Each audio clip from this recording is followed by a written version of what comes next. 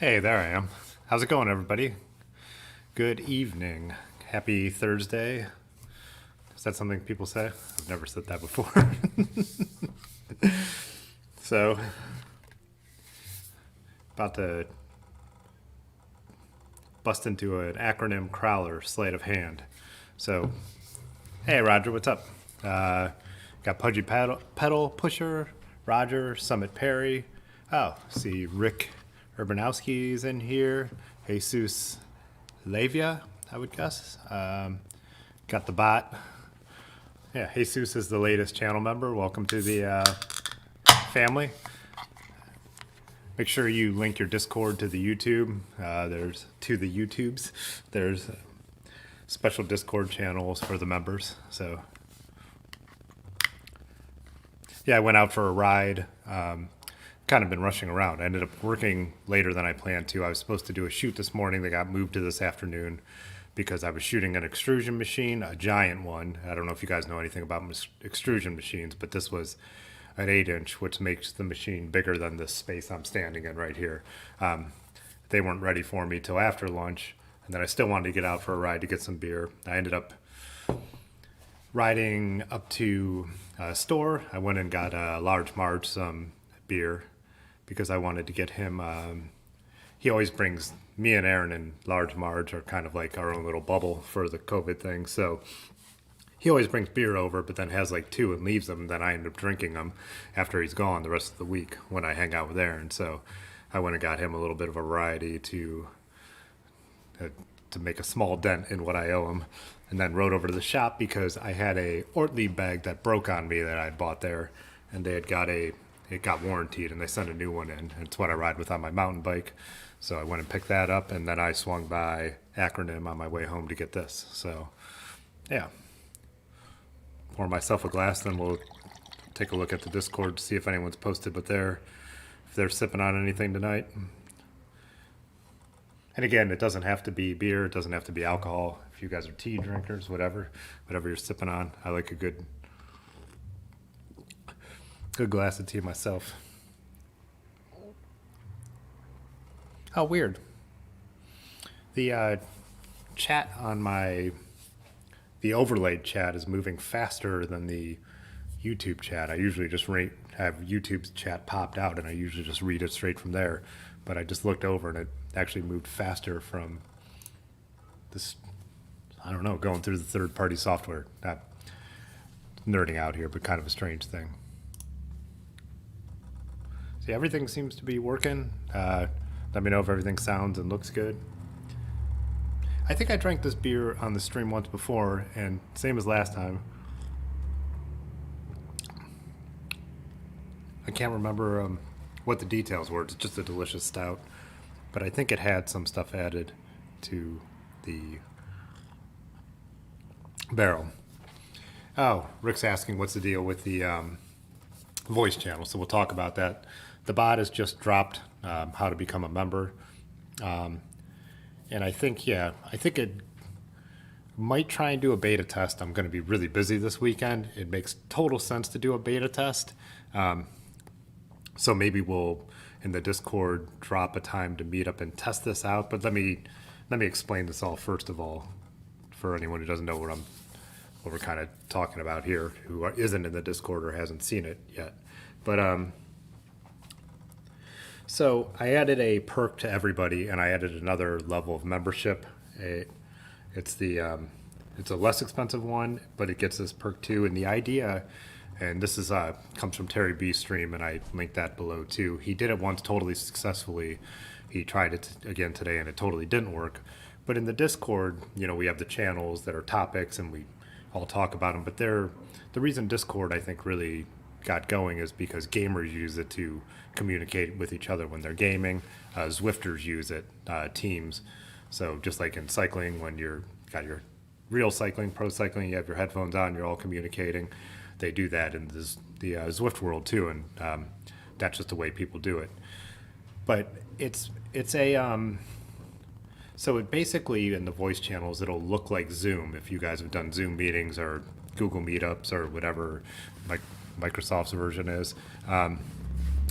So I think what I can do is add like a screen capture to that, just like how I show stuff from Discord, and also capture the desktop audio. And then so anyone who logs in who has the same, whatever setup you have, whether it's your laptop camera and your iPhone headphones in, whatever, I think we could all go into a voice channel. And I haven't made that channel yet. I need to.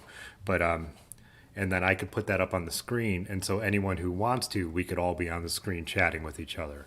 So I thought that would be a cool thing. And the idea would be to do it like maybe every other Tuesday or something like that. We'll figure it out. It depends on if anyone's interested in doing it. And I was thinking we do like, I think we feel it out. One of the things is I would like to do, like you were saying, a beta test where maybe I post a date and see if anyone's available to just try it on Discord. And then on Tuesday, I think I'm just going to try and go live with it on YouTube. And if we have to tinker around with it and it's a little chaotic, I mean, that's fine. I'm also a guy who has walked away playing a video that I didn't remember to put on the screen. Yeah, I mean, this is, so I thought it'd be a really fun thing to do. Also for everyone to get to see some people's face, but it is a setup as a member perk. So on any level of the members, you'd be able to get in there and yeah, we could all actually really talk and move everything along even faster. When Terry tried it today, the audio was just really crackly and it wasn't working out. And I don't think he ever got it sorted today, and I don't know why that would be happening. I feel like when someone super chats and it's capturing the desktop audio, it should be the same thing. But why don't I think we give it a try, and if it doesn't work, then I'll do more research, and then we'll try it again the next time. And so if it's not working, we'll cut that idea short, go back to doing the regular live stream and move on. But that's an idea that I thought would be really fun. So, hey, what's up, Robin? So, yeah, that's the one thing with the live streams. The other thing I was going to say is how I had mentioned how I'd like to do like one night up here and one night down in the shop. I haven't changed my thoughts on that. I'm having trouble streaming from the laptop. It doesn't show me I can't watch internet video on it. It's just an older it's just getting older, and also it won't do dual monitors, which for streaming is kind of, for me, the way I do it is really important to have like all the technical stuff over here and all the stuff we're looking at over here. It's a pain not to have that, especially downstairs when I'm trying to do other things. So that idea I still want to follow through on, but I'm building a new PC for up here for my main editing computer, or I'm getting the stuff together with B Vixer, if you guys remember him. But so once I get that computer building up here, this computer then can go downstairs, and I already have like a TV down there that could be used as a secondary monitor. So I think I'm going to kind of wait to get into doing one up here, one downstairs, until I get that all sorted out. But that'll make it a lot of fun to be able to work on bikes and chat about bikes, but then I could still run everything and pull up everyone else's bikes and everyone else's photos. So just bring the glove, Rick. Have to schedule hair and makeup. I think I saw, it was funny because one guy in Terry's stream dropped like those kind of Zoom filters, and I'm sure everybody saw the cat filter thing that happened to that lawyer the other day. But the background he dropped was the background of the room that Terry Berenson streams from, and it was pretty hilarious. I wish everything was working out as planned, but that's how it goes. Live streaming is, it's always a little bit of, you think of live broadcast TV, the person on camera's job is only to look at a camera and talk. Anyone who's live streaming, it's also to do every single element of the thing. So it's how it goes. You got to wear your Smurf hands. Yeah, we won't know who you are unless you're wearing your Smurf hands. Yeah. So that's the other thing I did not. Some of the other emojis that we have on the Discord channel now that I made of you guys, I want to do more of those.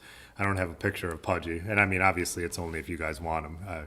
Well, I didn't give you an option; I just made them. But you already had a photo of yourself somewhere, so you've already shared your face. So I didn't feel bad about doing it.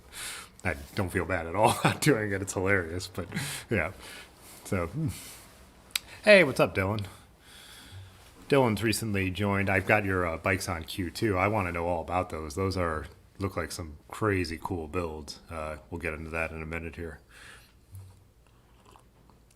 But yeah, I said PC building is great, so cheap compared to a Mac.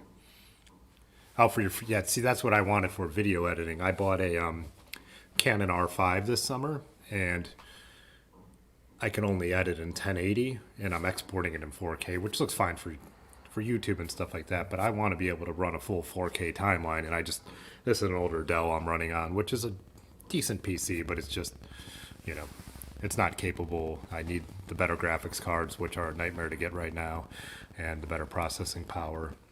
And I also want it configurable because, for all the ports that I want, right now I have multiple hard drives plugged in. I have my DSLR plugged in. I have my audio interface right here plugged in. So I want to have it set up for all the things that I like to do. And yeah, and I can build something way more powerful than what the comparable Mac, for what thousands of dollars less than the comparable Mac would be. I think I'm probably going to come out because graphics cards are so hard to get right now, it's going to bump what the build would have been around 2000, probably up into like the $2,500 range. But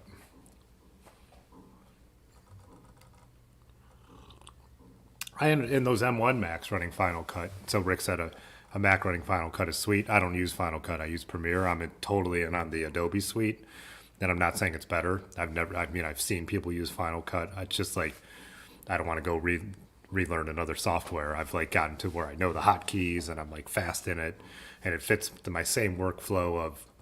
So with Adobe stuff, it all like is, they have a term for it, dynamic link or whatever. But if I change a file in Photoshop while it's open and that file is open in Premiere, it automatically updates in my Premiere project. And so as a photographer and all the stuff I do, that's to keep all that stuff in the same thing is perfect. A proxy workflow, yeah, I've looked into that, and I've looked into all the what do you call it, converting files and stuff like that. I have no problem playing 1080 timelines, especially in the GoPro. I use 4K timelines from the GoPro, but from the Canon R5, the codecs and it's the higher bitrate stuff really does bog stuff down. But Jesus is a Lightroom user. I still use Bridge and Camera Raw, and Camera Raw's processing for photos, it's exactly the same processing engine as Lightroom. But I like using Bridge as my file management across all the Adobe stuff. So I've never switched to cataloging in Lightroom. Every time I try it, it drives me crazy. And I know it's the way to go. I know it's what all photographers do, almost all. And I'm still using kind of a more old school setup. Like I said, the behind the scenes stuff is all the same technology, just a different iPhoto Pro. 2500, that's like 8 Tim bikes. Yeah. I was at my friend Wes, who's I've talked about before, but he's one of my old longtime friends, and he's who I got back into riding, and that's who I first started riding with when I got back into, and we rode on Wednesday nights, and how I met Large Marge and all that. But I came into the Hit the Bar. He's a bartender that he works at one night, and I had my camera bag on, like always, a sling bag, and he was like, "Man, you bring that camera everywhere." And I was like, and this is at the time, I was like, there's $2,000 worth of stuff in this bag. My car is only worth about $800. If they steal the car, I don't want this camera to be in there. They can have that. This is the valuable stuff. So, yeah, I do spend way more money on photo gear and computer gear than I do on my bikes, for sure. I don't. Yeah, aren't we up against the alternative cycling? Doesn't he stream on Thursday nights at the same time with Russ on his channel? When I was first starting this, someone brought that up. He was like, you're competing against Russ, and I was like, I don't think I'm competing against anybody because there were like three people watching, and I'm sure it was just the two Bens and me. So, oh, you work with Red files, yeah. Oh, you let the proxies render overnight to use Red stuff, yeah.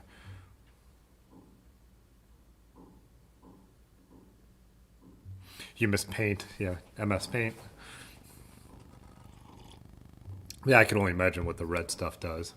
Uh, I was one YouTuber I watch who grabbed an R5 and he's like does reviews and stuff, and he's millions of subscribers, makes his whole living on YouTube, so has to do all the looking into everything and editing, trying to deal with the 8K raw footage off the R5.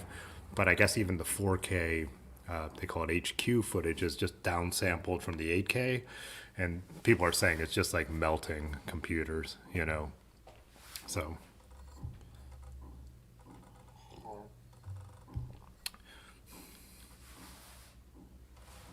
I think I could probably learn a lot from you, Dylan, if I could trade any kind of knowledge for probably some of the stuff you could help me out with.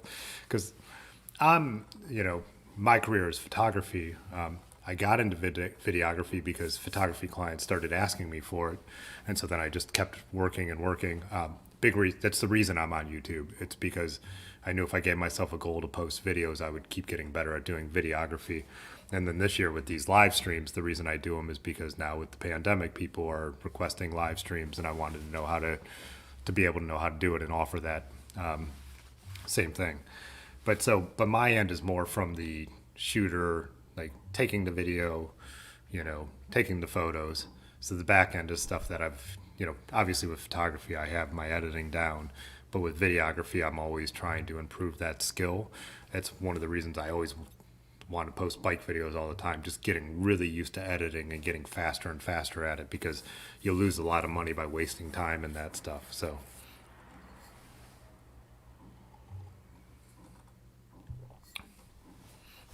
where did I, let me see where I am on the, Rick said he got real drunk one year on New Year's Eve and misplaced his camera bag in the bar. Bad night. Five. That terrifying feeling.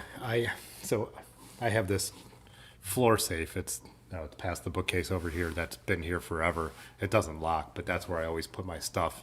And there's been a couple nights where I've come home after riding my bike and I had my camera, and like I wake up in the middle of the night and I'm like, did I bring my camera home? And I have to go over and open it and like put my hands on it before I could get back to sleep. But I've done the same thing a couple of times where I've set it somewhere. When I was in New York City early on in my career, I remember walking away on a bench from it, and like a friend grabbed it and they're like, did you forget something? Because we were like exhausted from a 4-day trip of drinking and hanging out. But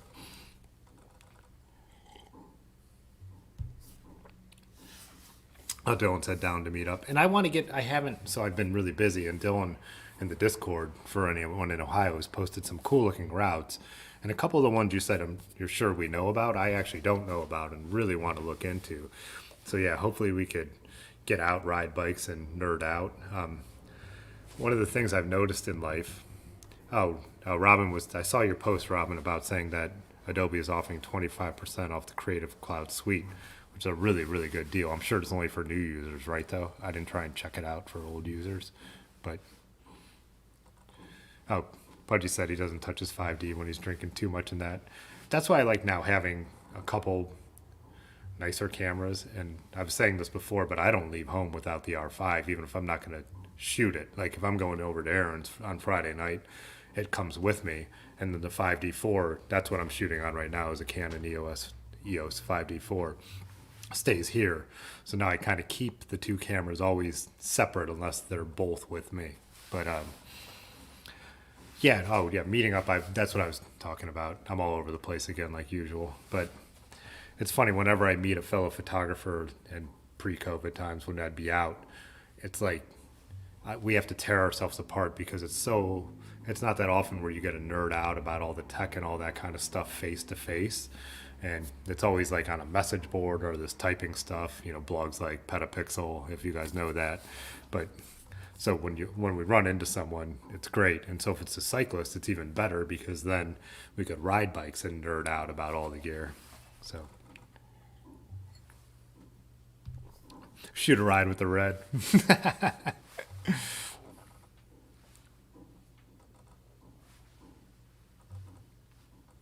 Oh, just do a new email. Yeah, that would, to get the discount. And the other thing is, Robin, and I don't mean this to be like, this is not supposed to sound cocky or anything, but like the $13 a month in the grand scheme of what I'm in photography bills for my business is wouldn't be worth changing like email or doing like the stuff that I used to do when it was my hobby. And it was like I was trying to get like back when Creative Cloud was on discs and you just had to get a code and you would try and get it through like someone who was a friend at the university. It's like it's easier for me. Like $53 a month is not like nothing, but it's not worth trying to scam out of anymore, you know. But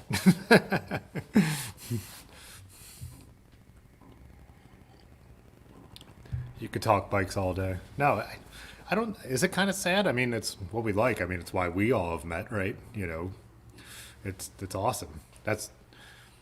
I was just when I was at the bike shop tonight. Otis, the owner, is talking about selling this Surly he has, and my friend Brad in Columbus is interested in it. But my friend Brad in Columbus is not a total bike nerd. He just wants something that functions. And so when I was kind of being the go-between, Brad was saying, "Well, I don't want to annoy you with this stuff," and I'm like, "Ah, that won't happen. This is what we talk about all the time. Like, you know, it's just what we like. It's who we are. It's not gonna ever." Yeah, I was like, "You're not gonna put me out by having me talk to Otis about like what makes the most sense in your budget. That's like, it's what we do. It's what we like. You know."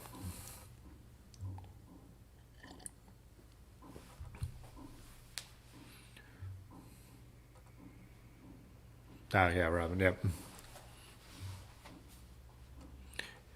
Rick says, "I don't know anyone who still has a studio. How are you making money with that overhead?" Well, one way is I live here and I own it. So so this is a if you think of a typical row house, I don't know if any I don't think I've talked about it a little bit, but I think I did in the early days I did do a couple tours, but I should do one again. But so this is two storefronts put together. So there's an arch in the middle. So there's two apartments, two completely separate apartments. So I have a mortgage on this building, but I have two renters. And then there's another photographer who rents the space from me and the gear because I bought the building with all the not the cameras, but with all the lighting equipment, like as we talked about some of the lighting equipment, all that kind of stuff.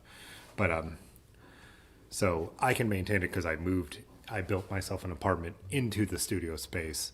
I have three rents coming in, and then I also still do product photography here and portraits here and stuff like that.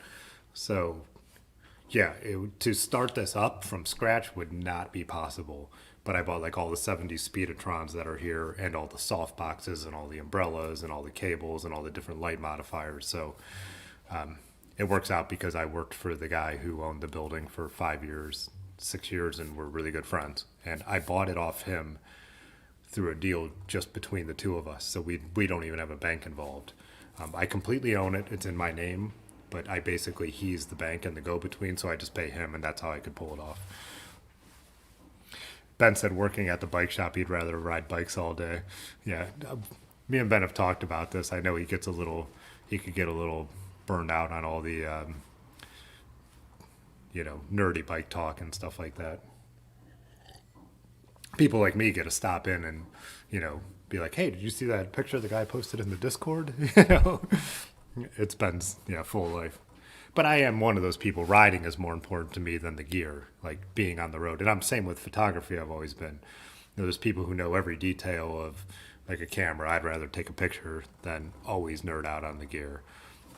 But if you do it for a living, there's a certain level of, knowledge you're going to acquire anyways. But yeah, Rick, it's a great situation. It worked out really well. Like I said, I don't believe in really so much as luck. I'm really glad I met the guy who owned this building, and I was prepared to meet someone like that when it happened. So, but I used to, I worked really hard for it too. When originally he would hire me, and I would like set up his lights like on a photo shoot, but I would just be sucking in everything that was happening. Like how's he getting this shot and all this kind of stuff. But then he was like, I have a lot of other stuff with this old. This is a 1920s building. He's like, "I have a lot of other stuff with the maintenance of this building I need done. Are you interested in doing any of that?" And I always would. And I would paint his walls. I would help him fix a floor. I would help him fix the pipes, whatever it may be, because I knew the whole time I could be asking him the questions about the business and the stuff I wanted to know. So, you know, it's not an accident or a mistake that this happened either. So,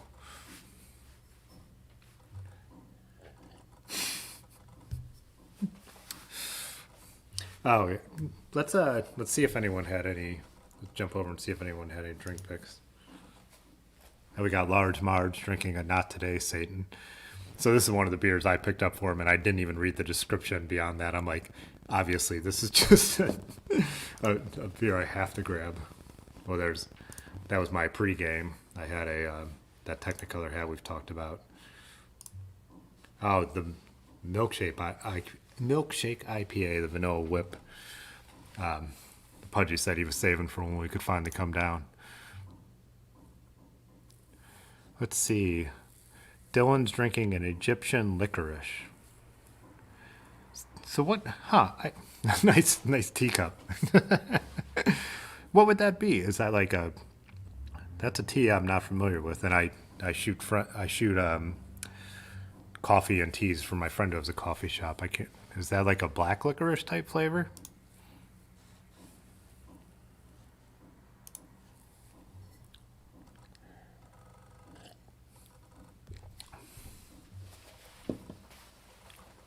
That's what they got this. I think I was talking about this on Tuesday, but this amazing tea, and I was doing a whole photo shoot of all this tea they got. I think the company's in Chicago, but it's just tastes like nothing I've ever had before. So good, and I need to get more of it. But that's what on nights when I like beer. I like to drink, and so but on nights when I'm not trying to drink, tea is my go-to to just have that sipping mentality. But Ben says they're at least C cups. At least. At least. What is the longest link in the world that Ben posted into the just chatting? Kind of like cherry in a way, very soothing winter flavor. Oh, this is what Ben posted. Got the Microsoft Paint. Man, what is that? Is that Windows 95?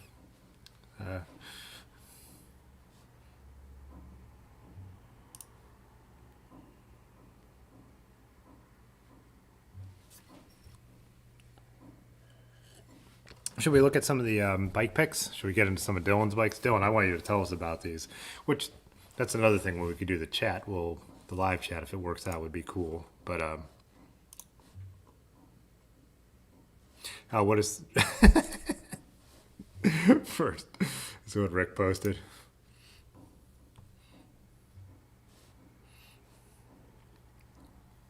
His files are too powerful.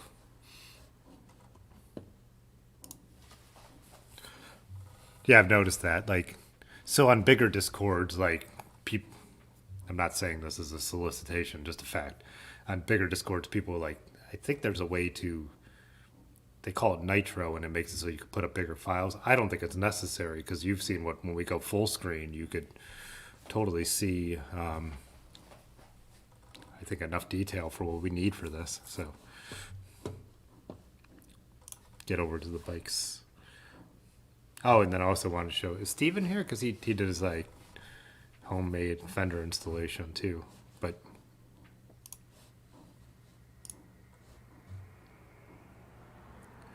yeah, so Dylan posted 4 bikes and they all look pretty amazing. So I'm guessing this is more of your road bike. It's got an NV fork and a Hunt wheel set. Looks like both carbon there. Easton cranks. I don't know. Is Vinyl the frame brand? That's not it. So an NV stem as well. Most of the stuff you posted, I am not familiar with, and so I would love to know the details on. I was talking to Ben at the shop a little bit about it tonight, but about the last 2. Are those some kind of super lightweight brakes as well?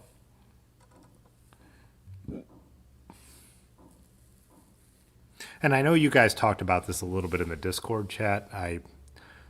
My goal was to get through this and take all the notes, but I didn't have time to.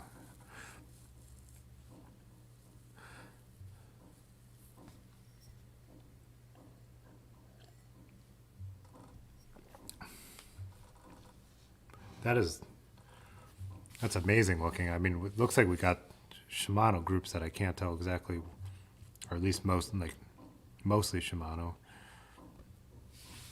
It looks like an aluminum. Is that an aluminum frame with a carbon fork? Those welds look aluminum. Vinyl is the frame brand, very small brand run by a guy who works for Stages Power Meters out of Colorado. Cane Creek EE brake. Those are the Cane. I've seen those. Yeah, Megalite, mega stuff.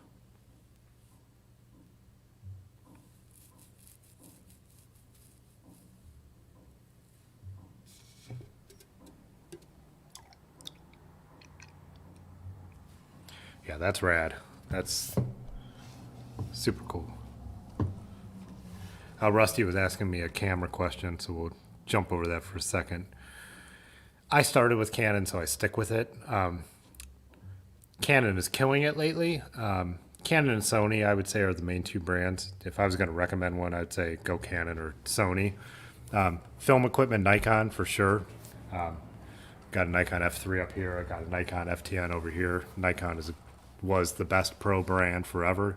I would say they've been eclipsed pretty bad in the mirrorless world by Canon and Sony. And I would probably actually not go with the EF stuff. I would go with the RF stuff. I would look into the mirrorless world of Canon to give some advice. Is that aluminum, Dylan? Did you say that? I'm going to do two things at once here. I wouldn't sell your Nikon stuff. I mean, if you like shooting the Nikon film equipment, keep all that. That's all great. And everything Nikon has made up until mirrorless still works together. Hey, what's up? What's up, Michael Bray? Good to see you joining us. Are you going to ride with us finally this spring and summer? You got a super cool bike that you bought from Dirty River. So let's jump into your next one. You could still talk about the last one, but this one really... Hey, what's up, William?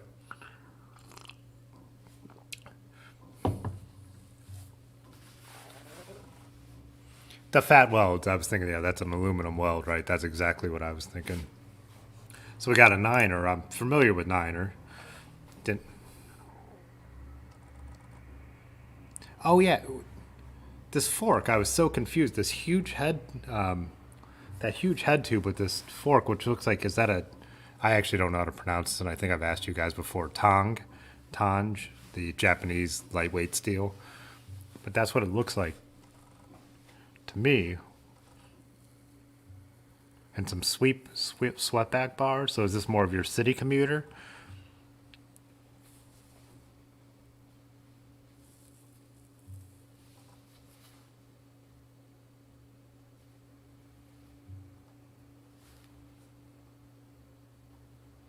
Mike says he's going to ride with us finally this summer. What do you have? You have a Cannondale. Mike has a Topstone with a lefty suspension fork, I believe. So back to the last bike, Dylan saying, yeah, it's aluminum, kind of marketed as a racing bike that you can crash and not break the carbon. Well, that's, yeah, exactly. You don't race, but you like fast bikes. Roger, if you just type that word, it still doesn't help me pronounce it. Oh, Mike, I'm drinking I got an acronym. It's a stout. Jump back over for a second. Where'd my mouse go?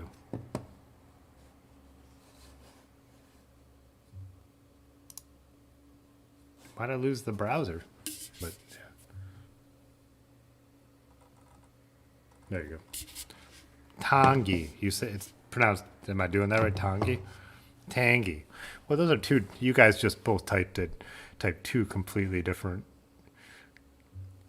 The way Summit typed it, I would say tangy. Oh, tangy. I guess it's say it the same way either way. Yeah. It's a Tangy Soma Wolverine fork.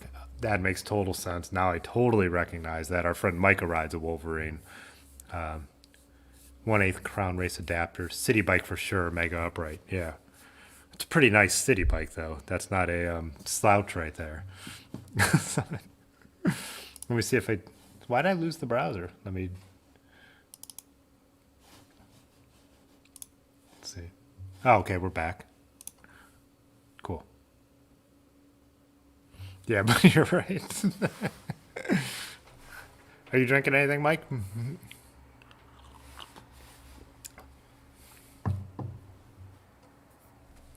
Tang. Gary says Tang. What's up, Gary?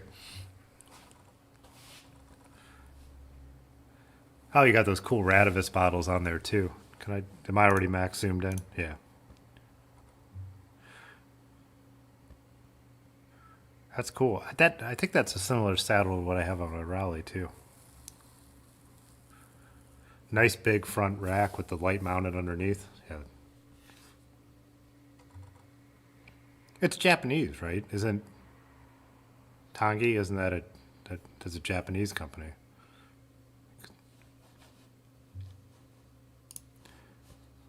Like I said, I wanted to break down all of these because all four bikes he posted looked super rad.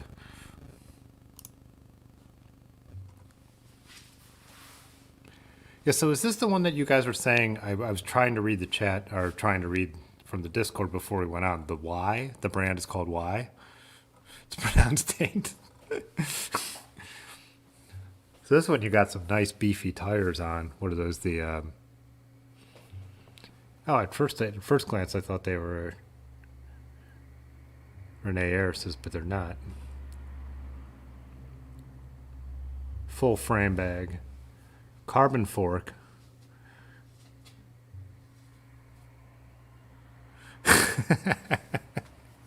Nice big front rack. We've moved on, Pudgy. Try and keep up.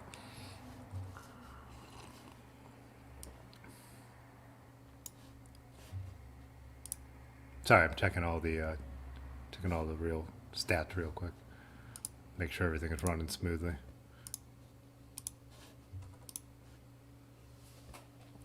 Soma Cazadero. Hey, Patrick, what's up, man? So this bike is a Soma? Are those?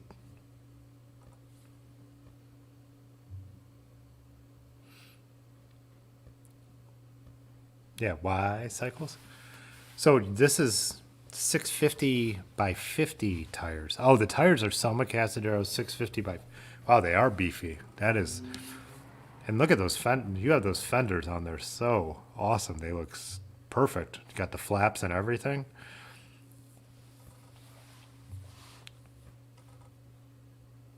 Trying to look for. So what does that group say? Got the gold chain, full frame bag,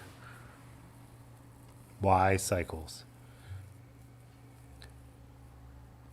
No, it's Y cycles. Yeah, Somas are the tires. The bike is Y cycles. Yeah, got it. Yeah, I'm on board now. It took me a second, but I put it all together.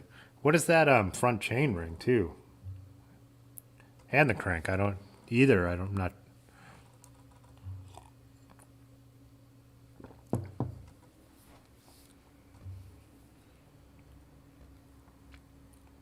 White Industries. Oh, that's a White Industries. This looks like it's another aluminum bike, to be honest. Just with a little bit tighter welds, but it still looks aluminum to me. Let's see what he's. Yeah, the matte fenders are badass. Those look like a really nice setup.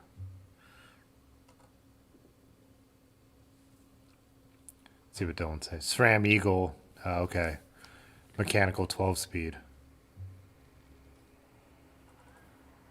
Mod kit to fit Force 1x11 speed shifters. White Industries investment grade aluminum parts from Norcal.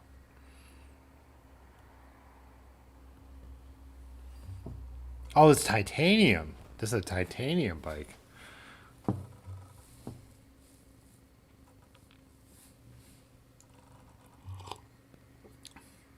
Looks Thai. Yeah. Pudgy setting looks Thai. Yeah, it does. Definitely, as soon as he said that, it's like this is a titanium bike, you know. Man, you got some badass bikes. What are you parking it out there by this trash by the curb for? Is that why? The why is that's what they do? Titanium. Yeah, the main titanium brand I know is what Moot and Wall City just released a titanium bike, but Mood is all titanium, and yeah, yeah, that's man, that is super sweet.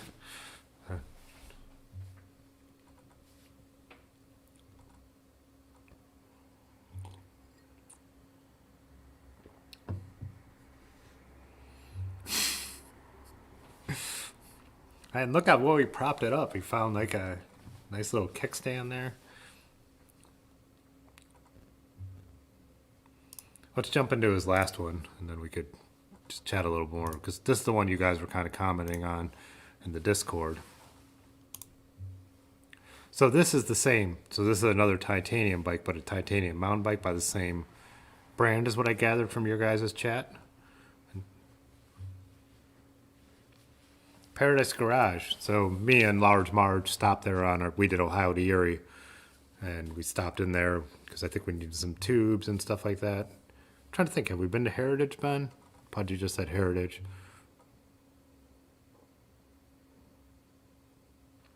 Hey, what's up, Steve? I was gonna say after we do these, I was gonna pop your video up on your homemade fenders.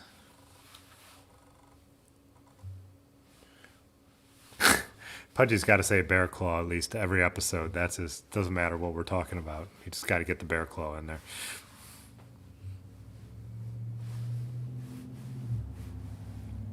I put my from where I'm standing. I put this dumb setup. I need to move the chat. I have it. My audio interface is blocking my view of where the chat's at. Let me adjust that. Yeah, don't Large Marge taking over this conversation where we're trying to talk about this bike.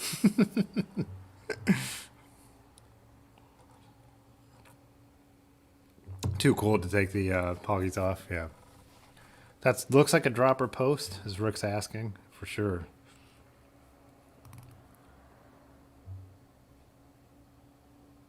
I'm even looking at that green anodized hub. Is that what we're looking at there?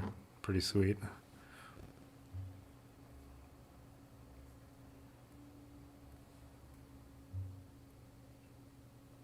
That's what we need, a bear claw emoji. You're right.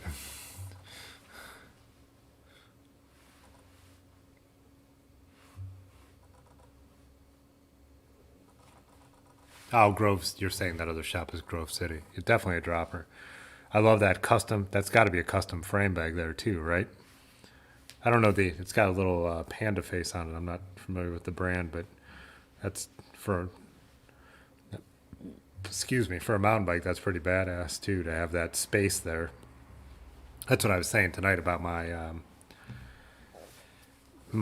vintage mountain bike. That's the mountain bike I ride. There's nowhere to put my stuff, and that's why I rode to the shop to get my new bag.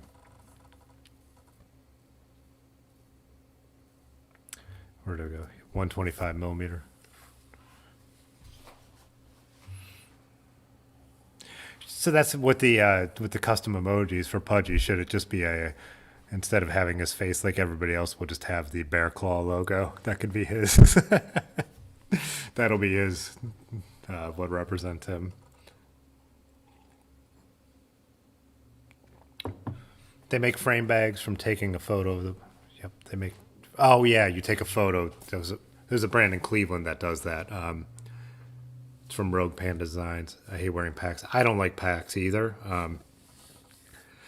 I've got some lighter weight ones that I could handle, like small chrome ones and stuff like that. But I don't like when I see like people put out these super crazy water bottle ones, and even Large Marge was a bigger one than I can. And I'm not saying this to be like.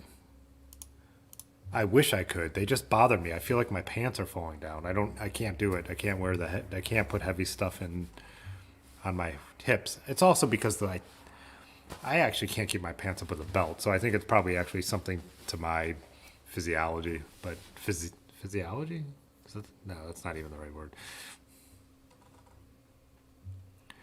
Yeah, seat bags? No, not on a mountain bike. Like I said, I ride one on mine, but that's more for like my snow, just for having the studded tires on, not for actually riding mountain bike trails.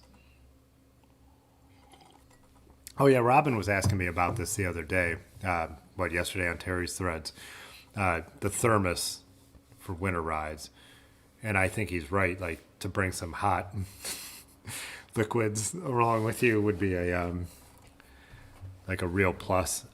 I get that, and I was saying to him, I think the pros like they hand them out the window. They hand them hot drinks on like those cold days. We're on the mountain stages and stuff like that. No, you're right. I used to do that hiking and stuff like that, but I just haven't with cycling, and it makes total sense. Me and Ben still stop and drink cold beers. Yeah.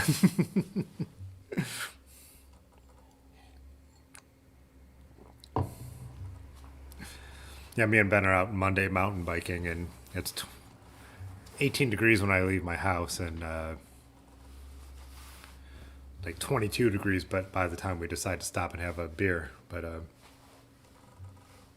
feel like I missed something that you guys also said. Oh yeah, so what bike was the Spork on? I didn't know what that was. You guys were talking in the chat about the Spork. Obviously, I assume it's a branded fork, and I think you were talking about it tonight in the chat, and I just kind of missed that. Was that on the last bike? Hot beer thermos, hot toddies, or what are like the hot alcohol drinks? I don't think I've ever, I don't think there's any hot alcohol drink I like. It's just not a.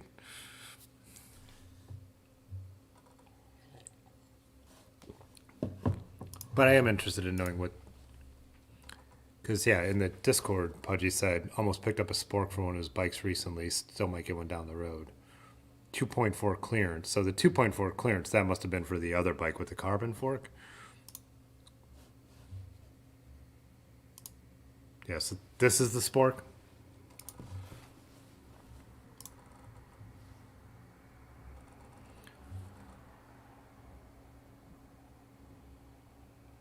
It's the one with the spork on the side. Oh, literally a picture of the spork on the side. God. Yeah, that's super cool. And it even has mounts. It looks like it's the way they shaped that fork could carry a little bit of weight even though it's carbon. Correct me if I'm wrong, like always.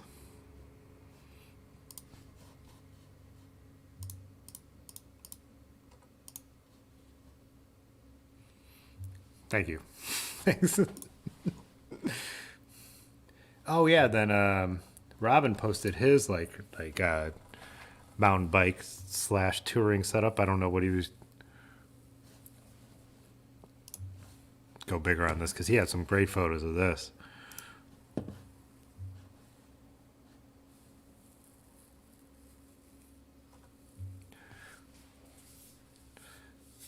So Robin, are you using this to actually do like overnighters in the winter on, or are you just carrying a bunch of gear like uses to commute and get to work and stuff like that?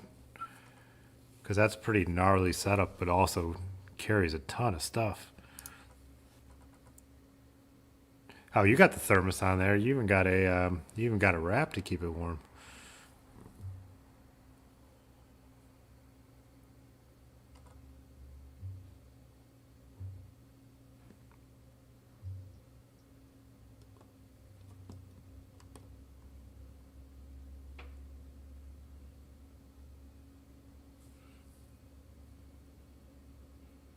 This is the Dragon Slayer, the Jameis Dragon Slayer.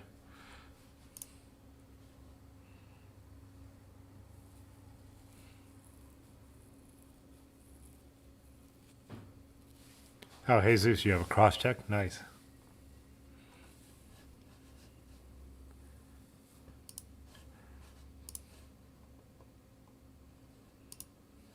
That's a great sticker.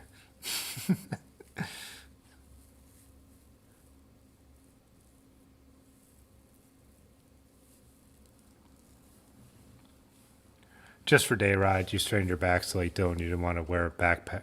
Uh, yeah, for sure. Oh, this is the other thing. I was looking at this earlier before we went live. I don't know Spice Wheels, so and great photo by the way. That looks super sweet. If we talked about this before, I totally forgot. But are you shooting with a More of a real, like, what kind of camera are you shooting with?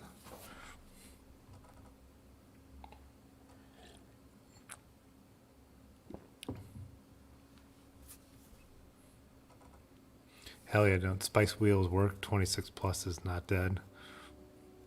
It was almost dead.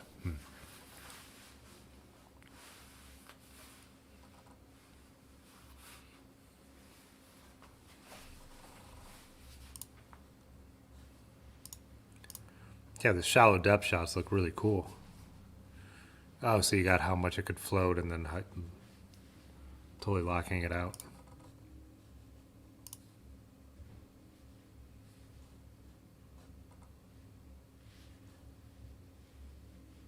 Oh, you got the decline sticker on there too, right? With the WTF.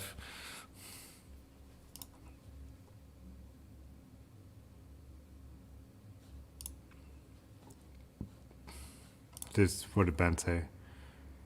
Oh, Ben's Cannondale touring without the. Oh, you have an A7S. Nice. Yeah, I could tell that's a serious camera. That was not a that was not an iPhone or an Android or a Samsung photo there. So, yeah.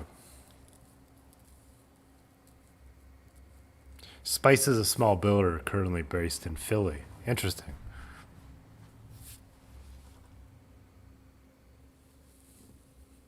Yeah, this is what Ben's been riding when we do our winter rides. He's got the Poggies and the studded Pogies, whatever, studded tires on there now. We got Rick's Thermos up here on the fork mount on the Surly.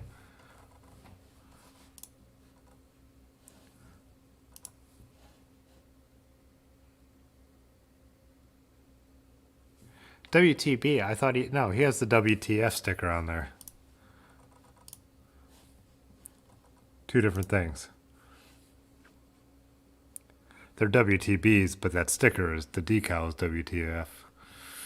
Can't be Sony, the color is good. That whole thing about the color. So, for the camera nerds, and we had a couple tonight, so I could say this for a couple seconds, but so there's a big thing with Canon cameras and the color being very good. Their skin tones are supposed to be like top of the line. Sony's always had pogies, but Sony's earlier had an issue with their color shifts. But for photography, that doesn't matter at all because serious photographers shoot in RAW, which is basically like a negative.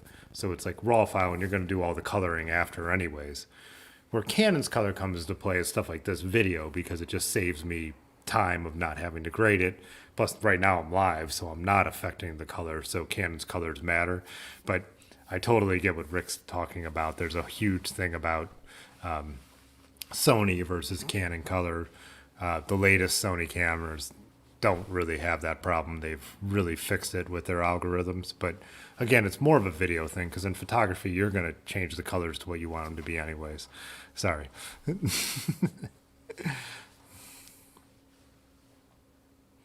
Got WTB and W2TF. Yeah, why not?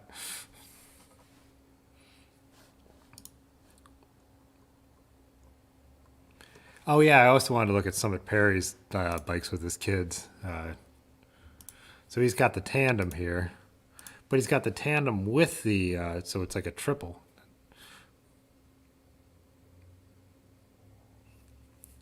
That is amazing.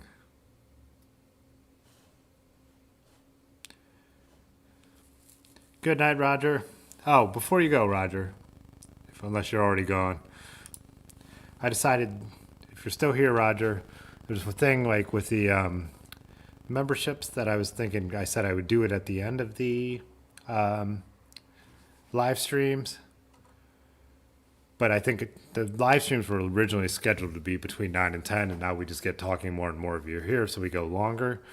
But so at the end, it was to do a shout out to the members. I think we should do that at 10 o'clock every night, and it's 9:55. But since Roger's leaving, so I do want to thank the members who showed their support. So we got Jesus, the newest, Roger, Large Marge, Dylan, Lanky Cyclist, who we haven't seen yet tonight, Aaron Molnar, who probably fell asleep, Pudgy, who's here, Patrick, who's here, Rick, who's here, and Summit Perry's who is here. So I want to make this a really cool motion graphic for 10 o'clock every live stream eventually. But like I said, I ran out of time today, and I made this graphic when we had the countdown going tonight. So forgive me for it being a fairly weak. Thank you. It'll be much better by Tuesday, but that's listed as the perk, and we're going to do this every single time because thank you guys. Anyways, so, all right, Roger, good night. Oh, yeah, those are my, it's spelled Molnair.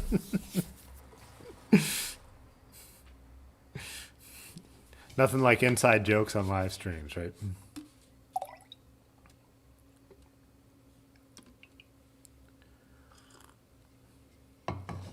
Yeah, that was the first. So that the photo I used as the background photo when Otis helped me convert the Rally from, I was running a 9-speed Shimano 105 group set, upgraded it to 11-speed that I bought from my friend.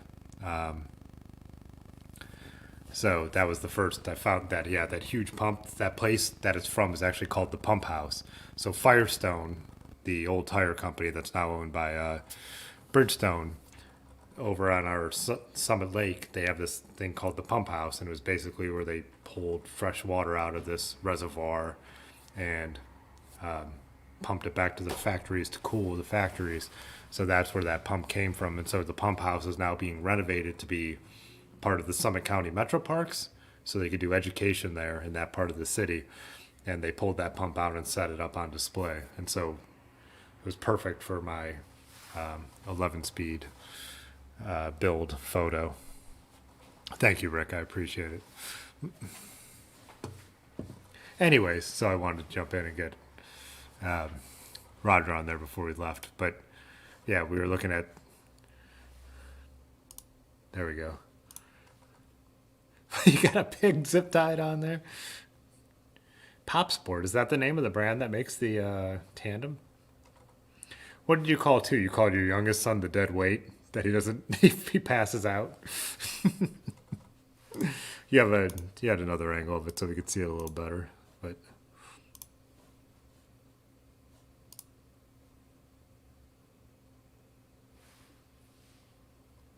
no, that's fun. I mean, it used to have to be like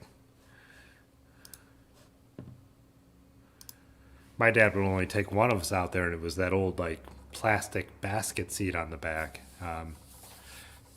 I remember him getting annoyed with us leaning around and looking, but they didn't have those little like pull behinds back then. As I got older, the tandem thing would have been sweet.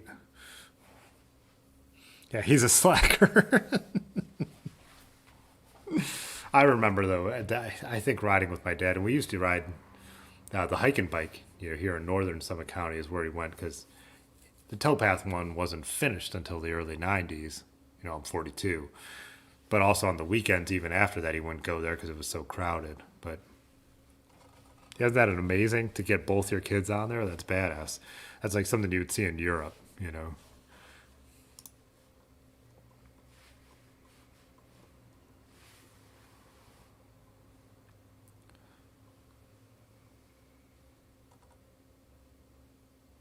Tag along, yeah, that's what you guys had called it.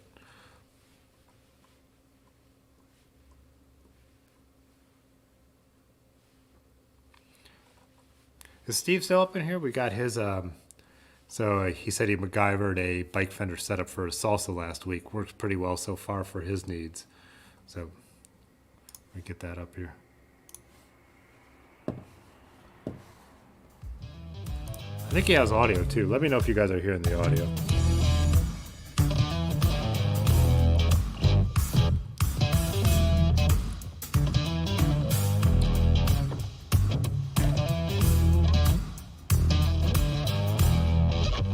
Yeah, those trailers, they didn't have the trailers when I was a kid yet either. It was all on the bike.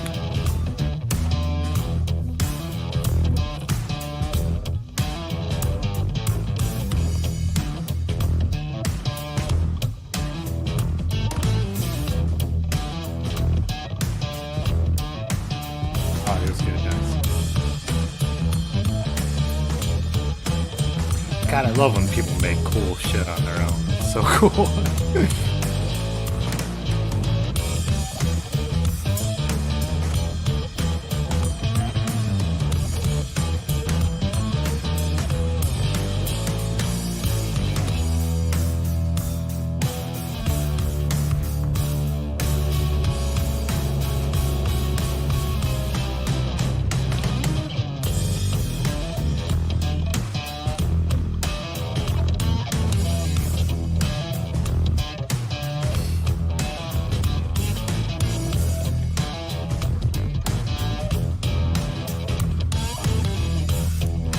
Nice. I love when people build stuff up. Yeah, the journeyman. Yep.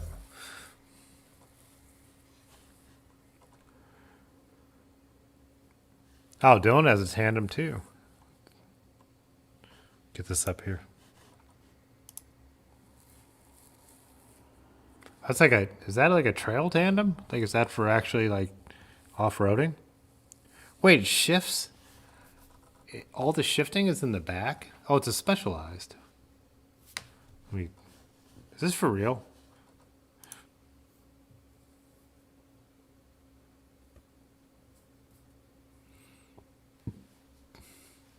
Yeah, all those enclosed kid carriers, they had none of that.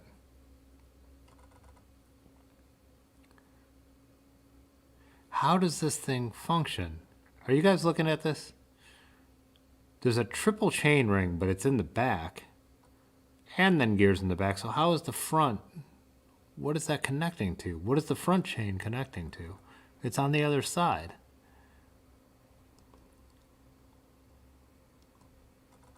Is this a thing that... And those are Thompson seat posts? Sorry, I haven't read the chat yet.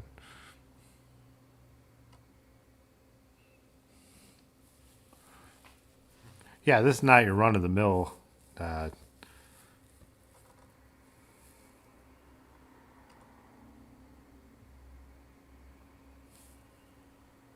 This is normal?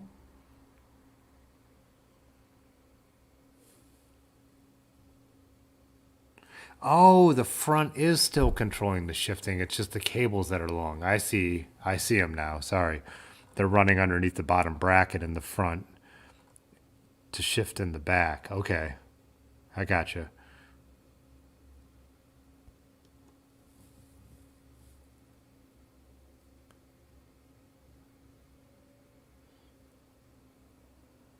Double-sided crank. Okay.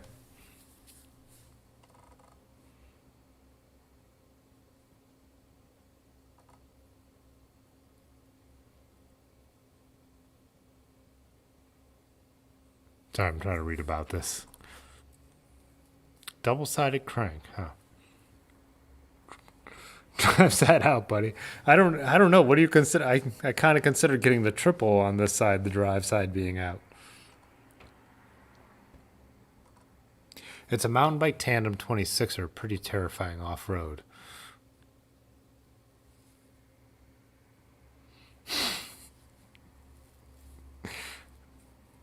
Might as well go Thompson. Yeah. This is really cool. This is really cool. I want to ride around with Large Marge on this bike. I'm still trying to, and this is a thing I've asked other people I've seen on tandems. Me and Ben were asking a guy. He had a very vintage tandem when we were at Noble Beast Brewing up in Cleveland. But like this one, with where the chain is running from the front crank.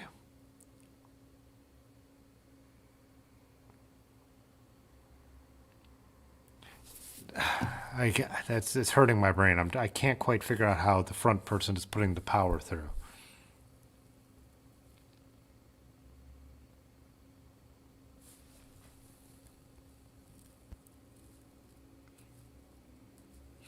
There was a down at Blimp City before Dirty River opened. Me and Ben were down at one of their like bike shop days or parties or whatever. It's down in the Cuyahoga Valley, and they had a three-person it was either a 3 or 4 person tandem. It was like something the band the Monkees would be riding, and we're like, God, we should totally buy this thing and rip around on it. But it was like not cool like that bike was. You know what I mean? It was just someone had hacked a bunch of shit together, but I mean, same cadence. If the front guy's not pedaling, is there a free wheel for them? Oh, like Coal Freak says, front chain linked 1-to-1 to the back crank on 9 drive side, I think. Coal Freak, did we meet on Tuesday? You were in here on Tuesday. Your name is so familiar. I know we've chatted, but on Tuesday I was so wasted. Now it's all foggy. Oh, you just commented on a couple. That's right. You just commented on a couple of the videos, right?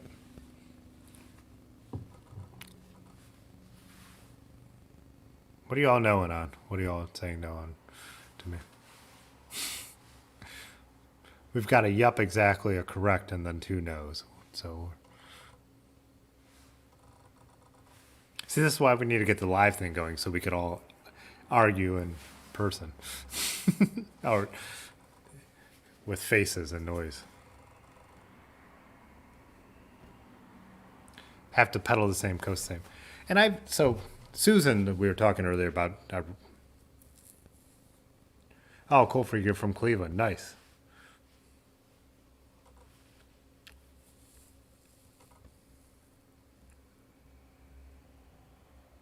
Someone says they do make a freewheel setup, but it's way more money.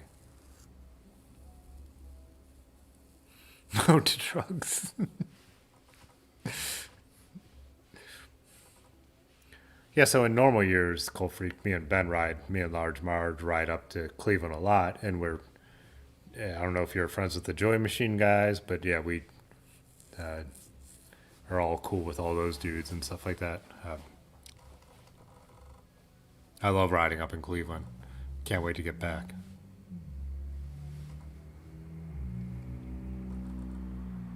Oh yeah, so what I was saying, Susan, we were talking about photography earlier. I rented too. She tours with her husband on a tandem, and so they've done like Finger Lakes tours and stuff like that. But she was explaining to me too, like the balance factor and how they have to get used to that. And she rides on the back, and so she was saying how she just, when they stop, she keeps her feet clipped in on the pedals and like the whole thing, and it's really interesting. But nice to find local content makers. Cool. I can't remember if I checked out your channel. Do you post too? Do you just? I'll check it out after the stream. I'll actually, if you haven't been here on the live streams before, I make notes for myself because I don't remember anything. Large Marge and Pedal Pusher on my memory. Every time I ask a question, they usually chime in with the answer. But I do want to check it out in case you're posting any content as well. But we've all talked about here, we all like to be able to meet up and ride together when things are a little more possible to do so. And check us out on the Discord. So we've got the link to the Discord server. We're all posting these photos. So if you got bike photos to post, we'll throw them up on the stream as well too.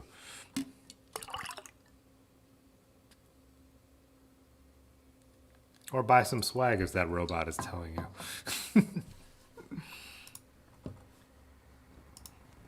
I think we got some new photos. Yeah, this is how I grew up. Fortunately, my dad's I'm built just like my dad, so tall and skinny. But that's the kind of rear seat that we had. Oh, you haven't made a video in a decade? Gotcha. Oh yeah, I wrote that down too. Jesus said thanks for the Insta follows. So I did change the name of that over on the Discord because I can't remember if it was on Dylan or Jesus. It was someone new. I can't remember. Someone said like, "Hey, let's make this because it's cool to post Strava links." So the Instagram channel, like any social media links that we all want to share with each other, if you're comfortable sharing, put it there. So a lot of us are on Strava, so like a lot of us ended up sharing the Strava because I think that's a great way to find new routes, especially when we all know each other. Some people posted their ride with GPS. But yeah, if you want followers on any of those stuff, over on the Discord, you could post your Strava links, post your Instagram links, post your Map My Ride links, post your jokes because that's what we do. But yeah.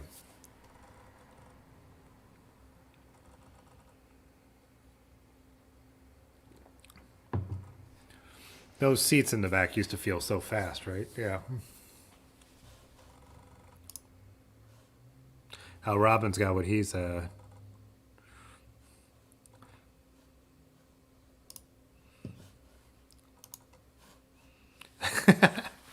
little diet Dr. Pepper. Nice big computer screen too. I mean, you're not obligated. I mean, you don't have to post anything. But Skolsch, Kolsch style, nice, European style brewing.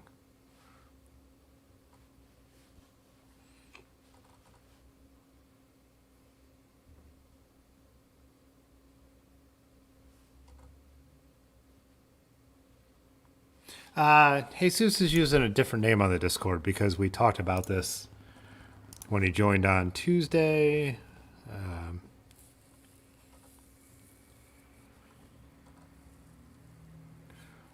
Uh, Tej Leve. So he's using more of his last name on the Discord. So it's a little pink hat. But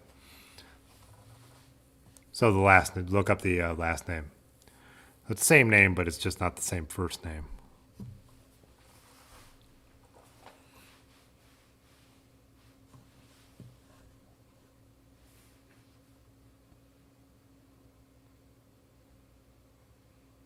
Keeping it local with the UTEP pills. Nice. UTEP pills, however you pronounce that.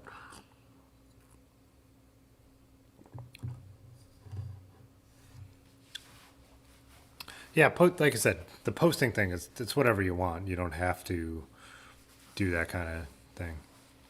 Well, you have me on TV. I watch YouTube on.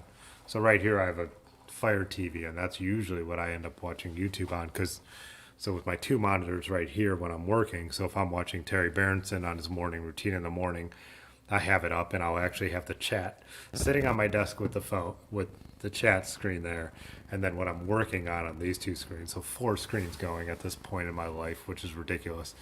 But during like I actually love pro racing. I love pro road racing more than any other sport. So like during like the Tour de France or the Giro d'Italia or the Spring Classics. Well, the Spring Classics I'm not going to work for during. I'm actually going to sit there and watch beginning to end. But like the tour and the stages, like I have those right here. So when something kind of exciting happens, I could like turn from my work and you know look over there. And then now with the way it works, get this focus back. You could have the whatever you want else going on with this thing.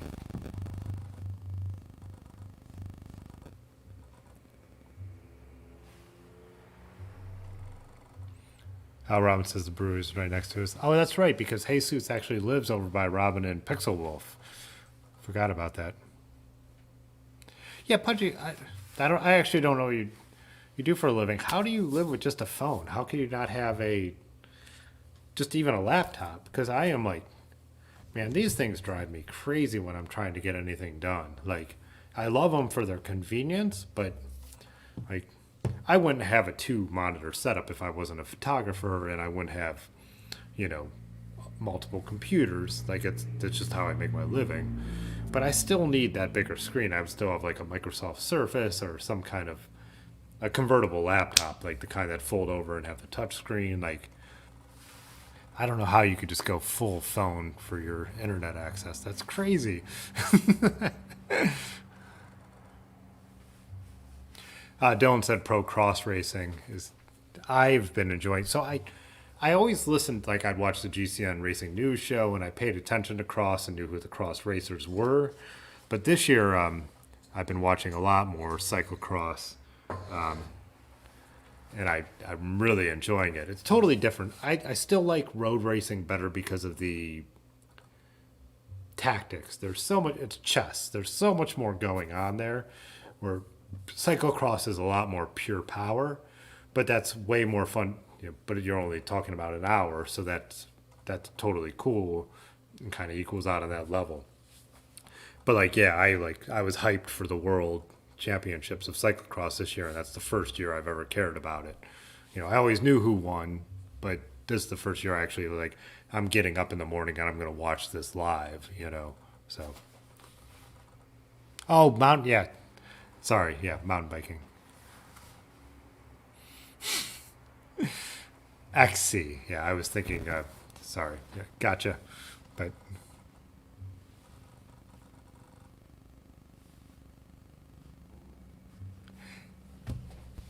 Aren't you almost my age, Pudgy? How could you have not had like regular internet since college? What did you edit? So you edited your 5D photos on your laptop, but you never had it hooked up to the internet? Sorry about like missing up the cross thing.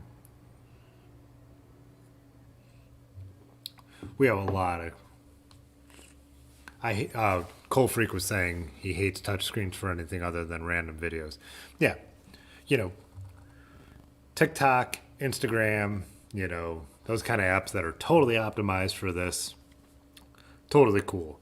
But to get anything productive done, and I actually don't even like it as much on the laptop. I want the desktop. I want this full keyboard with the numbers. You know what I mean?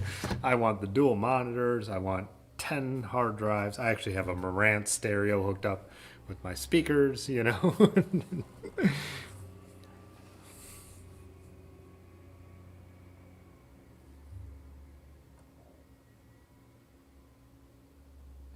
Oh, what is JMZ555?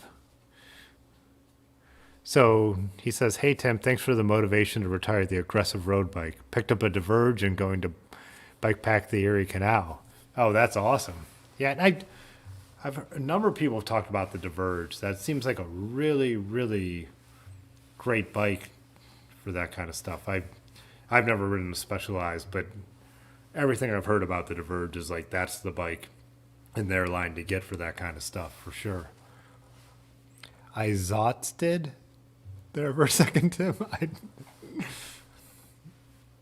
Hey, at least I didn't condemn all of state bicycles to be QAnon Nazi followers like I did on Tuesday because I misread something. Again, state bicycles are not QAnon Nazi followers. Is Patrick still in here? He had to message me over on the Discord. He's like, hey, I think you misunderstood something. I gave Pudgy my phone number so he could. I'm like, hey, I didn't say this yet, but text me next time I'm accidentally accusing someone of being Nazis. So Wacom. Rick, it's one of those things I've been toying with forever. I haven't made the switch, but a Wacom tablet seems like an awesome thing to do. But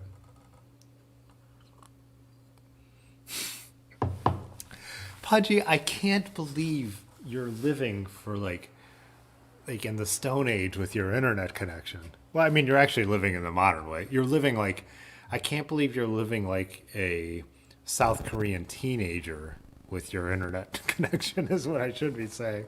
Just like, nope, this is enough. This is where the internet lives. I'm cool with that. You have a 5D, and this is your internet connection?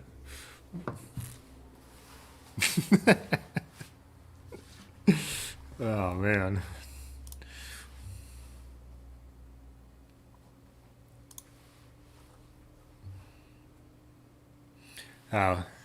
Jesus said he has a lot of usernames and he dropped his Instagram link, so you guys will have to check that out.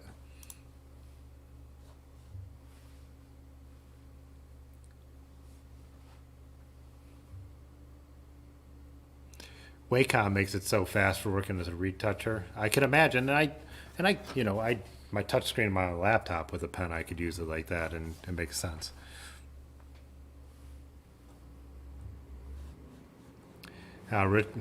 Rick's good at using two hands.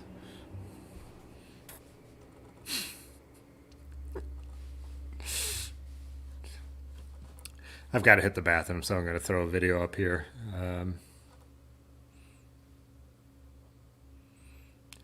Well, my girlfriend doesn't have a microwave. She's also, comes from the farmer's market world, so she's entirely anti-microwaves. I don't know, frozen bread and microwaving it is, to me, a luxury no one should live without, but to each their own. not having a microwave is way different than not having a screen bigger than 2 inches attached to the internet. I'm going to harp on this. We're going to spend another half an hour on Pudgy not having a.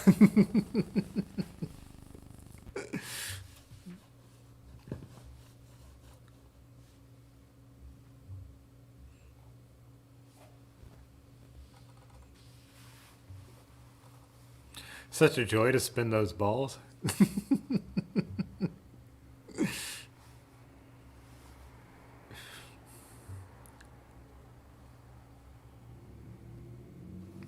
I'm glad to have more. So like when we started to get going with this kind of stuff, and even this channel, getting like there was a heavy lean more to the photography, videography side of things, and then I felt like I needed to dial back on that because everyone here is just into cycling stuff. So it's nice to have some nerdy computer photography, videography talk going on here again because I'm 50-50 on those. Those are they're even passions in my world. So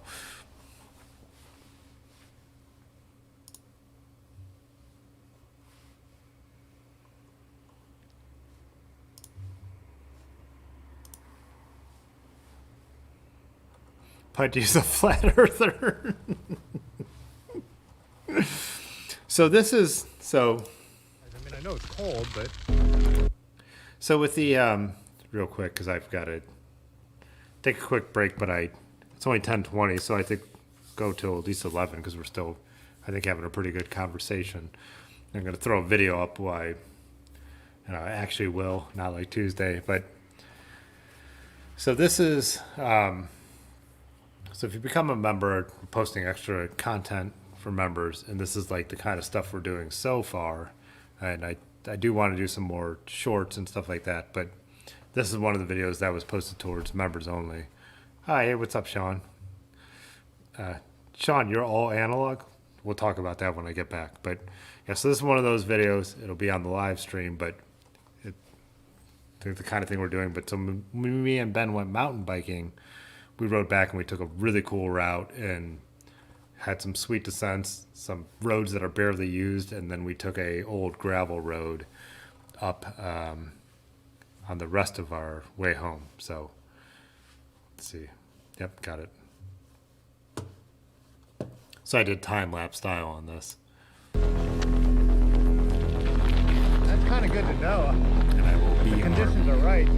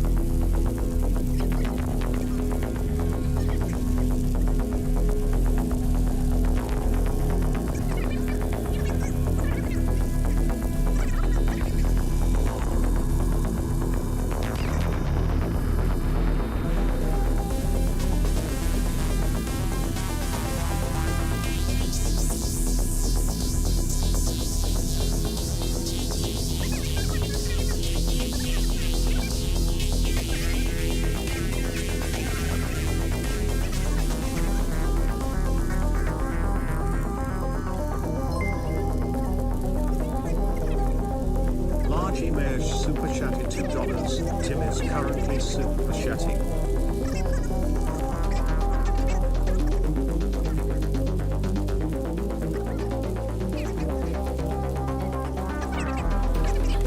Oh man. Ben super chats when I'm not here. I didn't get to hear it.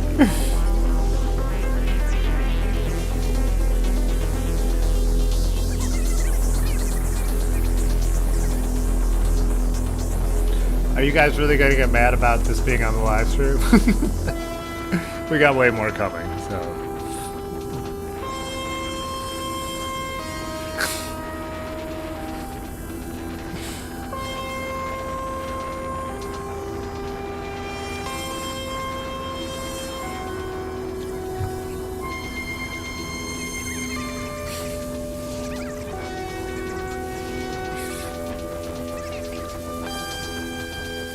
Rough crowd, man. Rough crowd.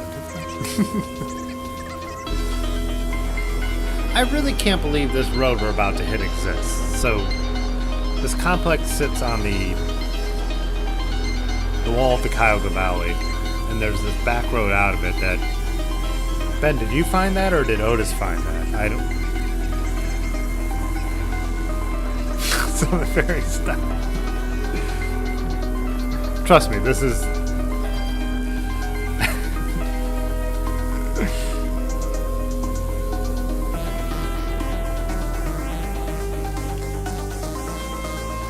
So this climb is awesome. You know, the camera's not going to show how steep it is, but it's... And then we're also doing it in the snowy weather, but it's this great gravel climb. Right here in like Akron out of the valley that... I think Summit Perry, you probably know about this, right? Did you do... Hey, what's up, Eric? Okay, Cole Free could watch, nobody else.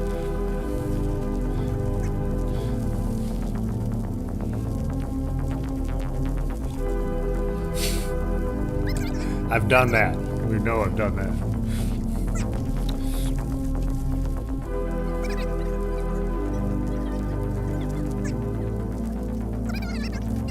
Do you like how I left the volume on just enough so we're chipmunks in this video?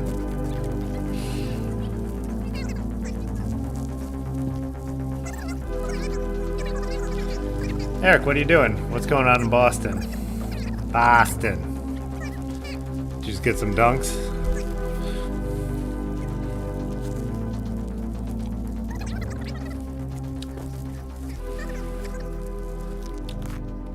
So Eric is one of my closest friends who moved to Boston, but he loves to hate on cyclists. That's a pretty good description of who you are, right?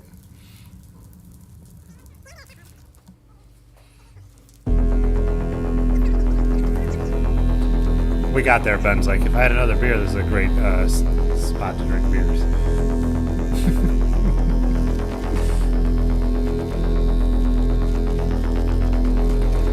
That one pedal brake. Come on. I'm a human.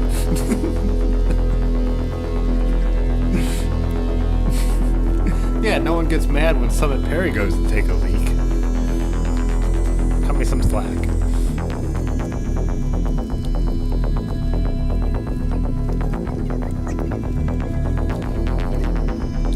By the way, I see the view counts. You guys getting mad about, like, only 3 of you members have watched this. Alright. The rest of the way home is definitely members only. You out, Dylan? Thanks for joining us. Thanks for the support, man. Appreciate it. Thanks for dropping the photos. They're really interesting. Let's chat more about that stuff. Let's chat more about videography stuff, for sure. Super interested.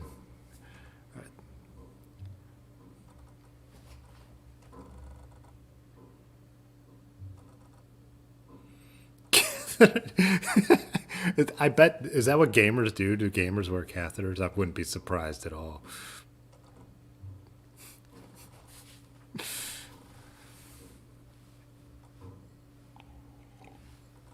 What do we got going on here in the chat? Otis found that trail. Nice. I was super chatting.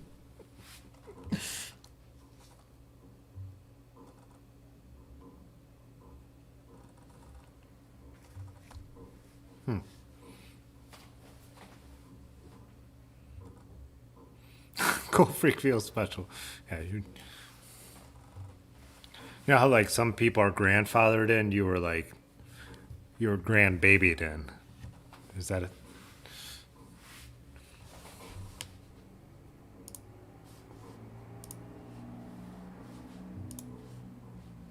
Did we get a new bike pick from Jesus?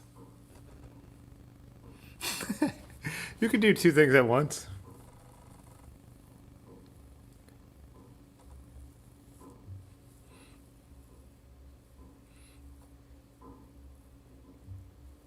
Oh, Our new Will was not having a good time. Budgie had to time out him. I thought he was about to make something cool and funny, but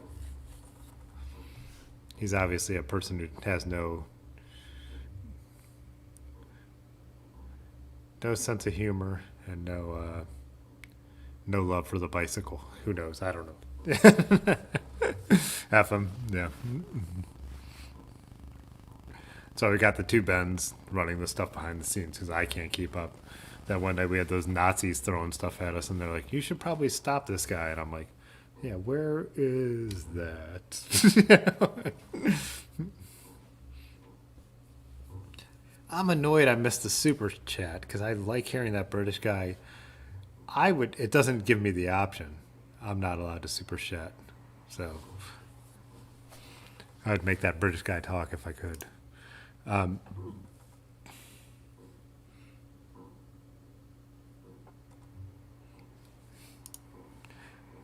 This is Jesus' the wheel he said he was going to working on, but the stream's too fun, so he's the anti-wheel. Let me pull this up here. Were you trying to true it? You got it in the truing stand? Or do you build wheels? Did we talk about this already? I've already lost. This crawler's getting right on top of me, just for the record. Oh, Rick said he loves to ride Great Changes. Yeah. It was really cool because my ride out to that mountain bike trail, I met Ben down in the Cuyahoga Valley. We took our tow path, which looked a lot like Rick. I was saying, your ride, you take the other day. But then we came home that way, which is totally unique. And interesting on the road and interesting off-road. But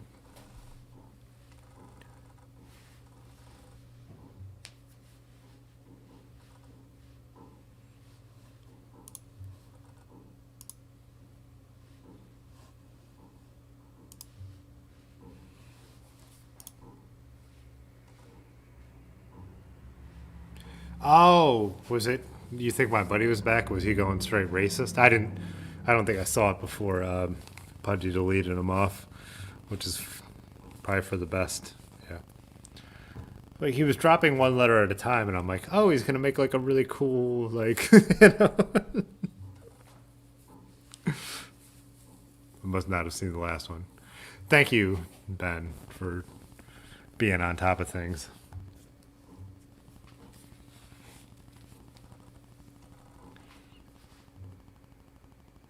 So Pudgy says, for ice diving, dry suit diving, we wore condom catheters and have a P-valve, one-way valve to let it out. Huh.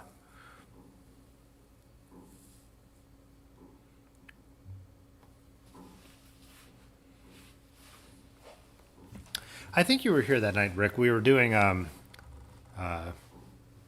think I was working on, was that finishing up the Barry Hoban?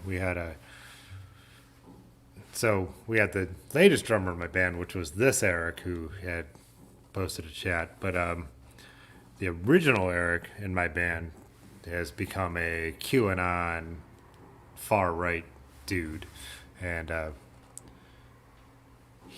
we believe that's who jumped in the chat one night, and he just started dropping the N-bomb like 1,000 times. Which is like, hey, I was like, one, we're all a bunch of white dudes here, so. Don't know what your point is, but two, you're just trying to be a troll. Yeah, just trolling. Straight trolling. Yeah.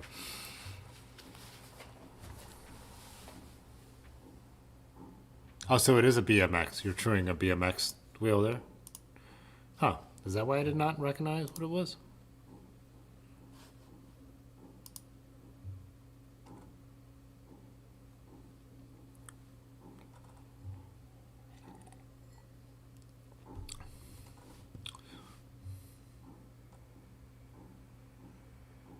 Oh, so Paul fixed World Hub from Cliffhanger.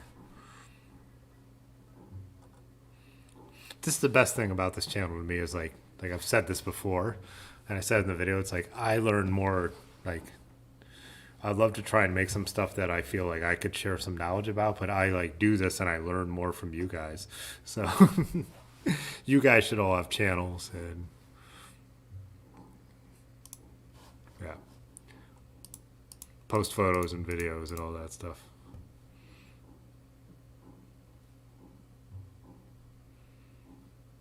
Boo. Hey, Large Marge, jump, ban, use your moderator stuff to ban this pudgy guy.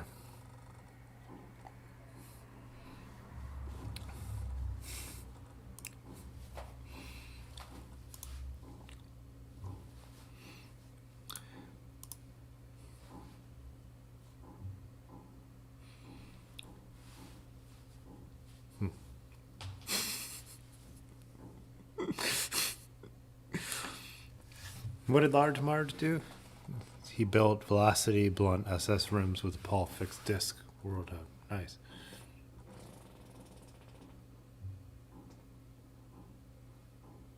Oh, Sean, you were saying, so I know we've talked before, and again, like I said, sometimes I have a little too much of the stuff.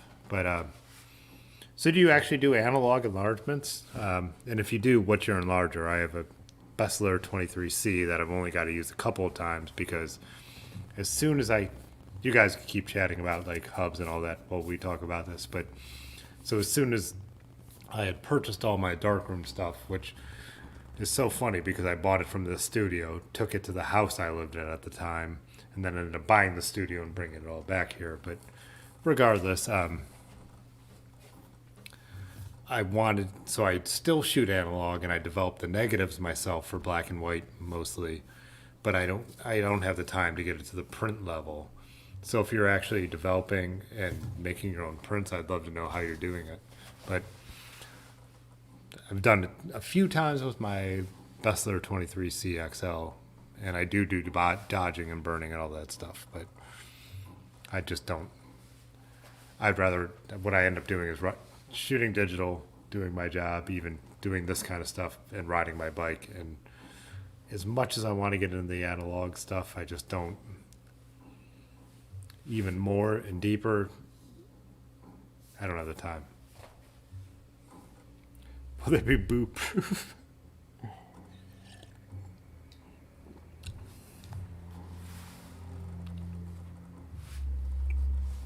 I want to have another video up here in the background how we've been doing that. I think that's fun, but apparently the members don't want their stuff being played on the live stream.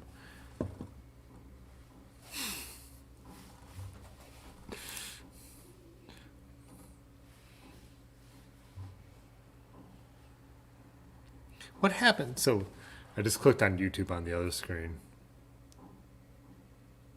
Man, once you start using, did you actually put him in timeout? No, you didn't. There's no unban once you start choosing a real computer. What happened if I would click on my own live stream and then put in the live stream and do?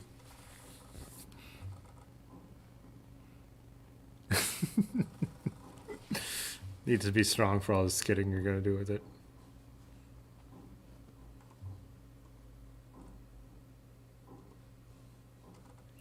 God, Pudgy's two things are telling us that he wants a bear claw and telling us that he knows someone at Velocity. My fucking God, dude.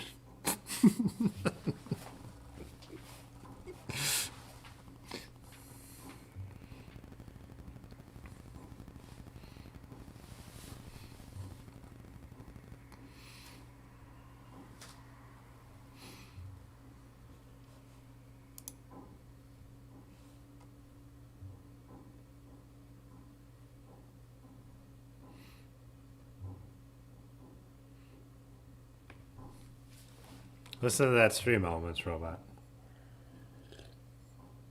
He says the things that I am not willing to say.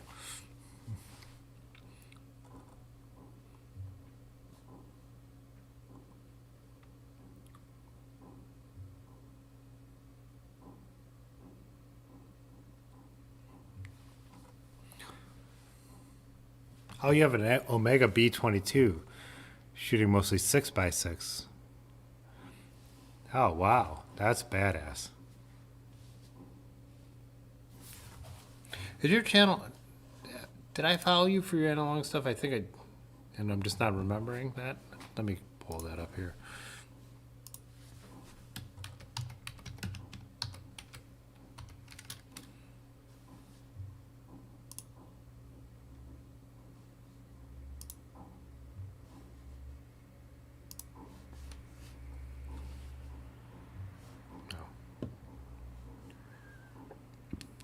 Yeah, there was an Omega here. He used to have the darkroom set up, so now it's our wood shop. Half was black and white, half was color, and the color enlarger was Omega. But it hadn't worked for years when I met him. And I actually saved some of the plates and stuff from it because it looks so cool. Porn in the background, straight stuff. Hey, I don't discriminate. If I'm going to put porn in the background, I'm going to put the kind of porn I want in the background.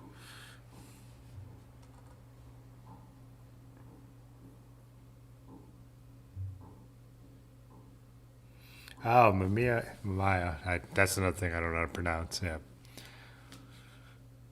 So, almost everything here, Streamception, almost everything here is based on Mamiya RZ67s. So there's Rick, when I bought the building, he didn't say he wanted his cameras back on those levels. So, and Susan, who was still working, the other photographer, had an RZ set up with a phase 1 back.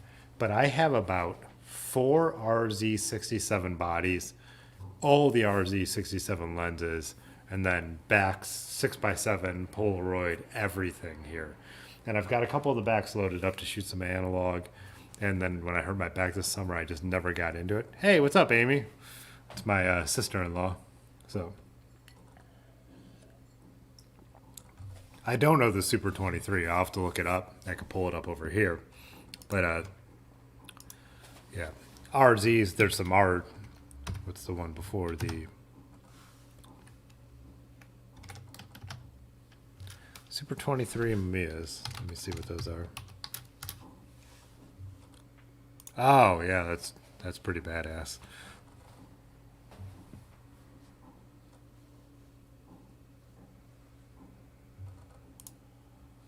Pull these over here for you guys.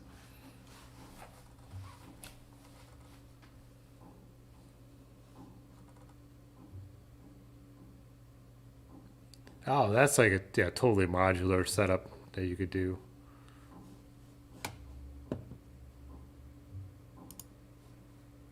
Oh, you have a Flickr. Well, I'm over on Flickr, so let's join up over there. Hey, what's up, Todd? What's up? That's my brother. My bro is in here. Yep.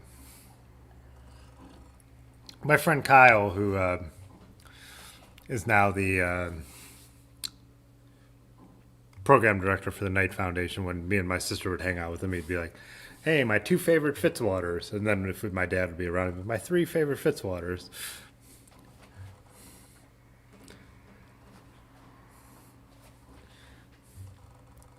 Too many Fitzwaters.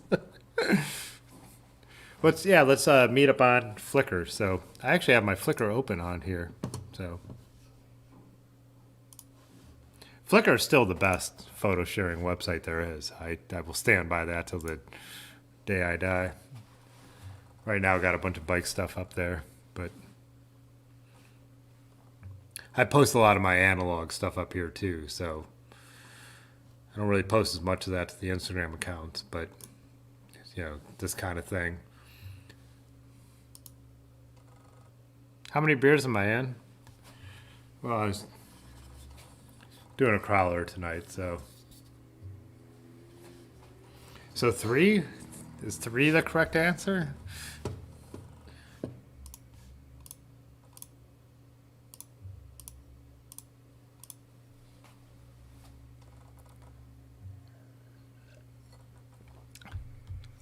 Less than 10, Todd.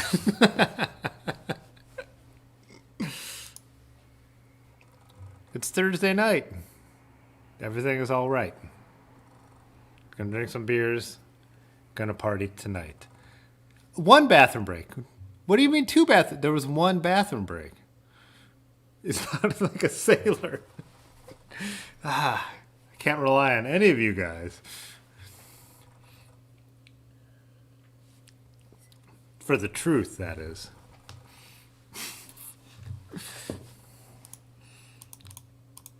A man streams for his friends, builds a community, and then has to take a leak, and then has to be punished for it for the rest of the night.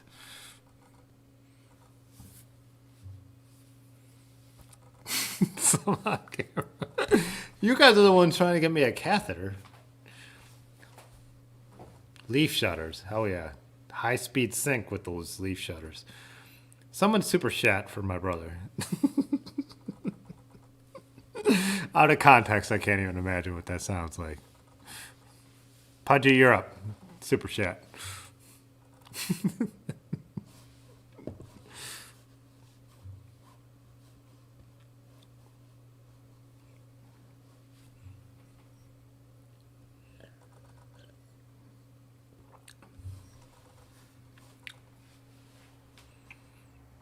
Yeah, see, back when we used to do the 9 to the 10 o'clock thing, and I had like 2 beers, and I nerded out a little bit about Cath is legit.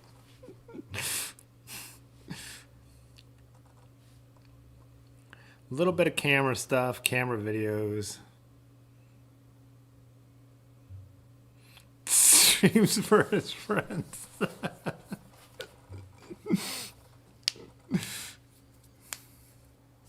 Friends like these, dude. Friends like these. This is one of my favorites on the XD11 down here in Akron. The topaz there at the back, but the light is right on that shot.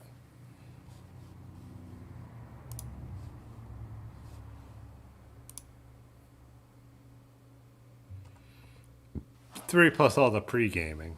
God, you guys are so judgy.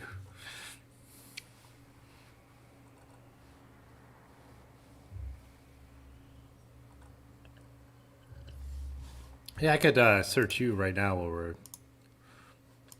hanging out.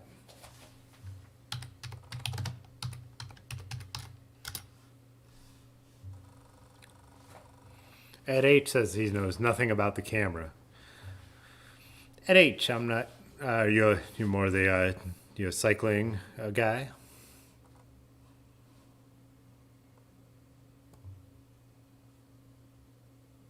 Intervention. All my family has come here today because they recognize that I have a problem.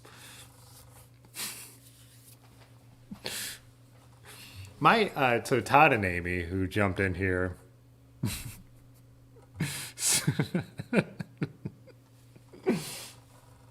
I'm trying to keep my stuff together. A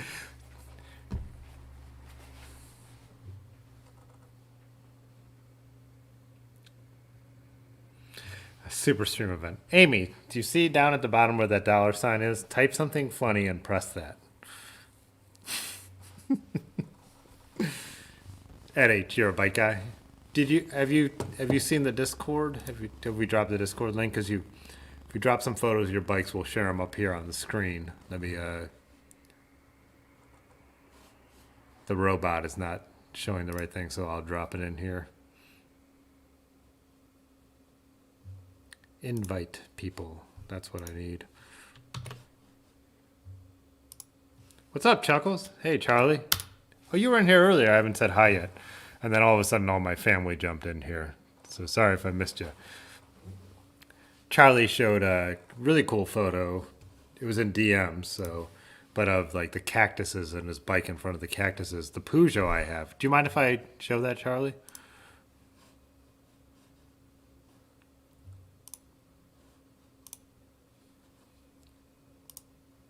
So this is how we met online. We're just... He always tells me to focus, too. Hey, you know, the stream is only supposed to go to 10, and after 10:30, no focusing happens. But, so...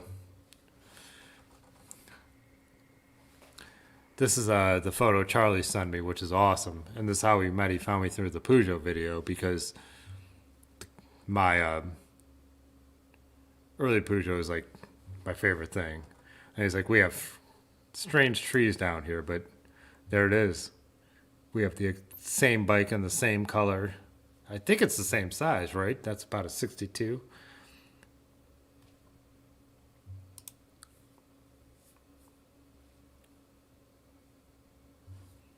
Cool. I'm glad I got your approval because I already showed it. But yeah. I love that bike. It's still my it's still my OG, my favorite. It's the bike that got me really back into cycling. I've got over 4,000 miles on that thing. Oh, you got one of the shirts, Todd? The so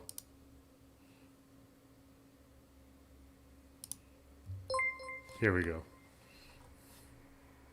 Rick Urbanovsky super chatted $5. My name is Todd. And my brother is an alcoholic.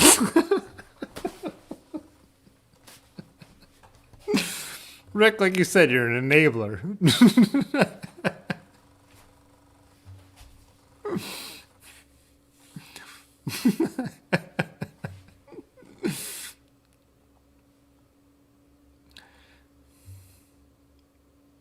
So Todd was saying, oh, you picked up one of the shirts. I saw a couple of them that sold after I posted that.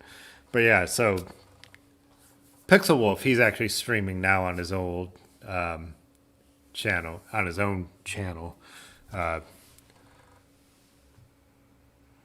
designed this for me. Like when he started jumping in the chat, he was like, he was like knew all about cycling, but he was like, I'm an illustrator, and I went and checked out his Instagram, and yeah, I hired him, and he made this, and it's amazing, right? Isn't that the coolest thing? So yeah, bunch of swag up there.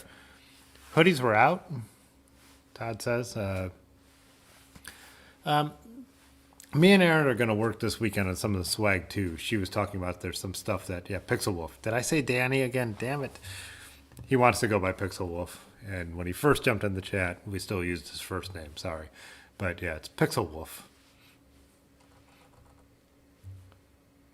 Currently on your break from the night shift. Wow. What do you do? If you don't mind saying. But yeah. Huh. Yeah, they do a timer on Teespring, and it's supposed to create a sense of urgency and all that kind of stuff. But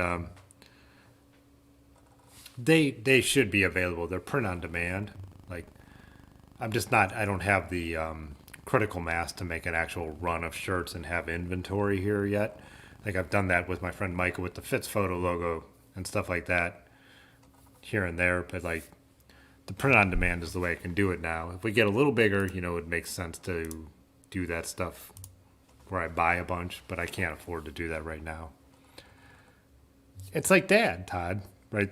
My nose is Dad's nose. I mean, but it was funny too, even with I've had girlfriends talk about my dimples and I've never noticed them. And then the way he drew them into that photo, I'm like, oh, that is what I look like, Pull it up here one more time while I'm talking about it. But yeah, I'm looking at that and I'm like, is that me? And then I'm like, oh yeah, that is me. And my friend Brad from high school, I showed it to him. He was like, your defining feature has always been your curly hair. He was like, but that's like a long time ago. Now it is your teeth, your dimples, that face. He nailed it.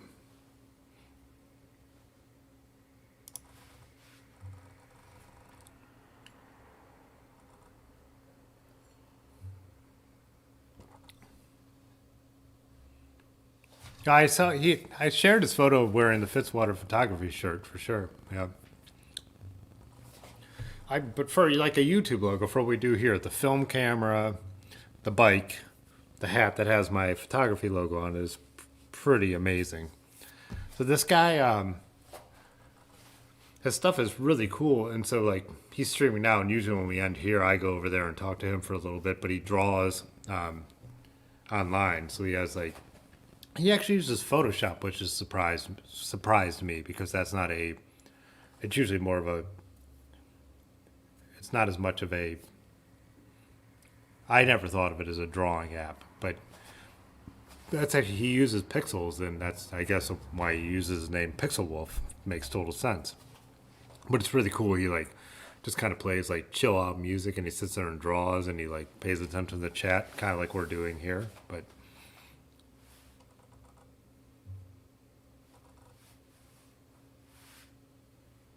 Path Racers. Yeah, the cycling cap thing. That's something we've talked about at Dirty River. We think that shop should have cycling caps and haven't done it yet. And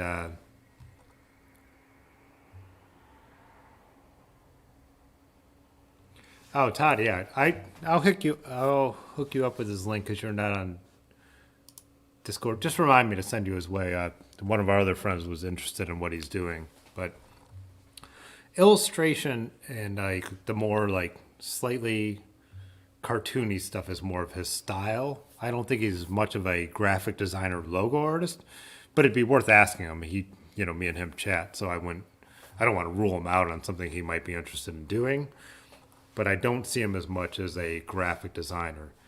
So like with the caps, so you guys were saying caps like would be cool. So like I was saying with the print on demand thing, like right now I'm limited to the products that Teespring does. They don't have cycling caps, and I would have to test one out to make sure I was comfortable with it. But I do have friends who could screen print, but like that logo, I mean, as you see, there is a lot of colors going on and a lot of shading going on there. So that can't just like, I can't have someone just screen print that cap. There's too much going on there. There's too many colors and too much shading. So that's why the print on demand thing works really well. For like the Fitzwater Photography logo, like I have down in the corner here, that's something very simple to screen print, and I could do a run of those and I could ship those out to you. But all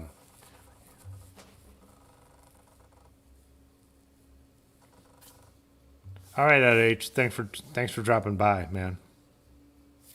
I could drop why don't I drop Pixel Wolf's Instagram link in here for everyone. So anyone who's asking about his stuff. He has a cool store too. He has his own designs. Oh, did my camera die? Let me grab another battery. Sorry, I usually have them sitting out here.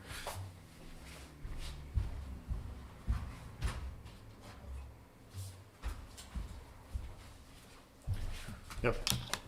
Just you guys are still getting the audio, right? Just not getting the video feed. Till I drop a new battery in this camera.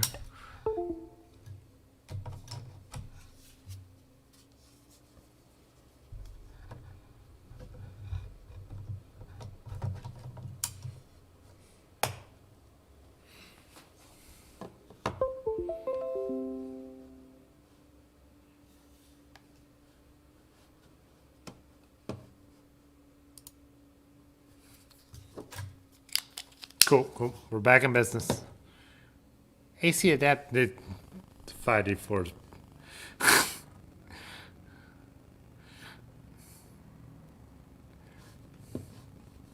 Man, like I said, tough crowd. Try and do something for people, and there we go.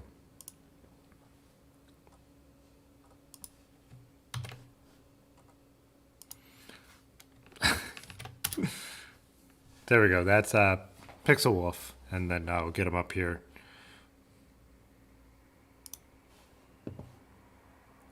So yeah, this is the shirt I was wearing in the last episode. It's so cool.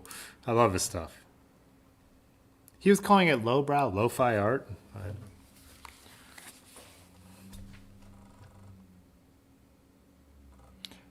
Dude, I didn't take a leak. My battery died. So what I had seen was this three-eyed like buffalo creature, the bumblebee, and the fishhook. And that's when I was like, hey, maybe you can make something for the channel. But then he started coming out with these ones here, like with the more like shaded details, like the one I got the shirt for. And I was like, that's what I want. Can you do something for that? They're so good. Yeah, Pixel Wolf, yeah.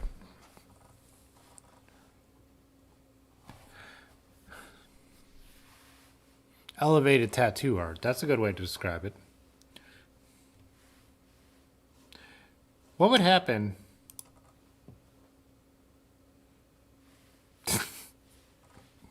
What would happen if I... Could I, like, straight up just pull his stream in here?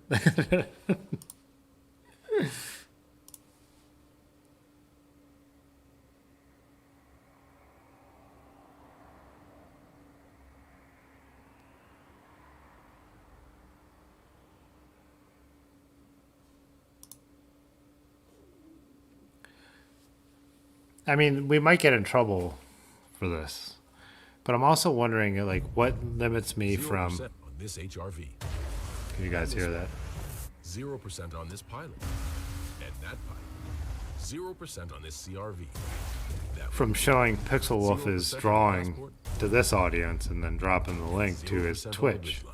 Act fast to take home a versatile and rugged Honda during the final days of the Honda 0% event. Well-qualified buyers. It does get a not great burn, deal but with thanks. 0% I APR appreciate financing your on the purchase concern. of select Honda models.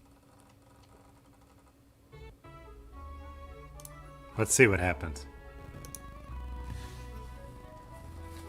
Now we got some Pixel Wolf crossing streams. Don't cross streams.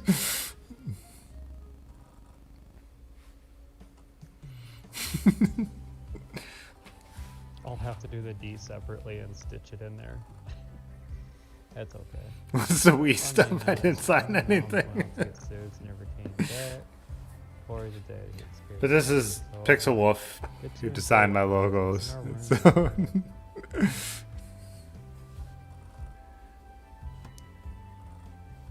how do I go unfull screen? Send plants in the Discord. Yeah, totally. I love plants. How do I go unfull Oh, screen and so I could tell also, by Pixel the Wolf way, that just we're all realizing watching? this now, my closed captioning works, so if you wanna, if you're hearing impaired, I have that finally working.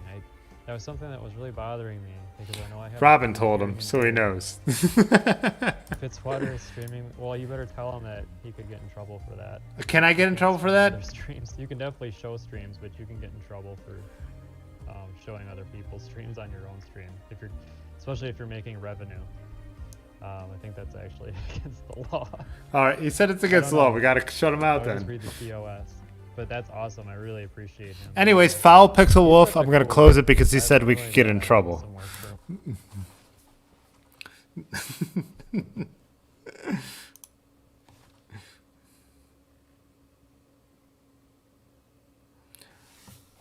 She's got a number. Are you talking about Christina Latona, Todd? Christina Latona. Yeah, Christina Latona would be our old hot babysitter, right?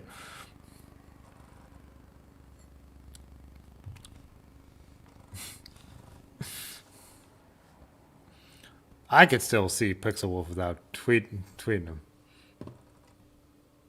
forward to working with him again. And I really look forward to being able to tune into one of his YouTube live streams again because I love his format, dude. It feels like you're just chilling with the dude, you know? He's so cool. If anybody's interested in getting into bikes, that's a really good guy to go and watch because he'll answer questions. I'm listening to Pixel Wolf over here with where you guys can't see. He's promoting my channel right now. The Pixel Wolf is over there being like, yeah, this dude has a chill like cycling channel. But yeah, we don't want to run afoul of copyright content, right?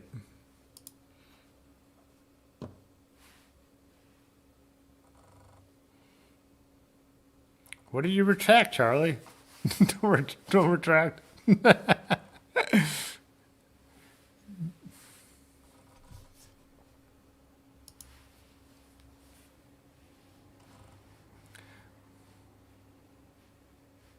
Oh, you guys were able to hear. That's right, because the desktop audio. So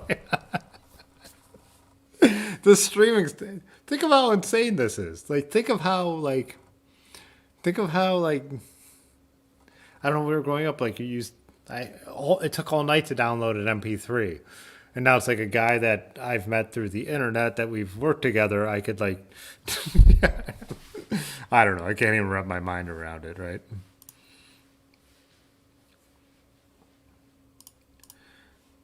I think you guys posted up some. Oh, Cold Freak, thanks for joining the Discord. Yeah. Drop some bike photos over there. So we got some drink. Oh, you dropped your. Oh, you're drinking a Great Lakes Elliot Nuss. Let's get that up there. Looks like a good beer with a real idiot in the background.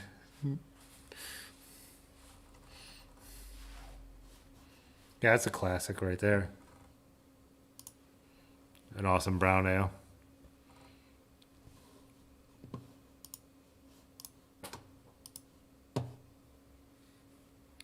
Uh,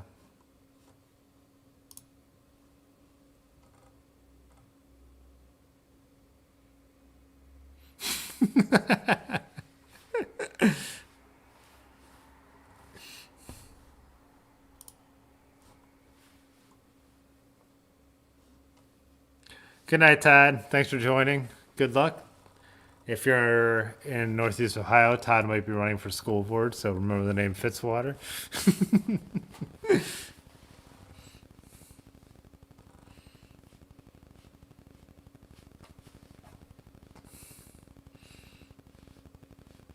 Garrett.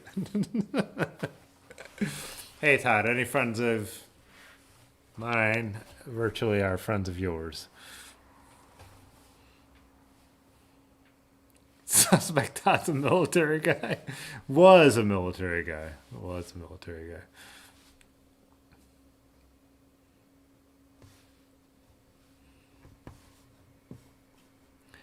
All this piddling talk has me thinking about piddling. Wait, what's... Oh, Cold Freak posted his raise bike. Let's get this up here.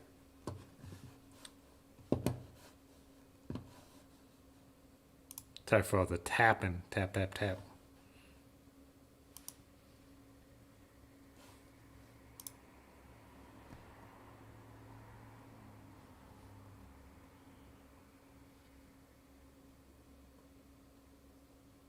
An old Gary Fisher?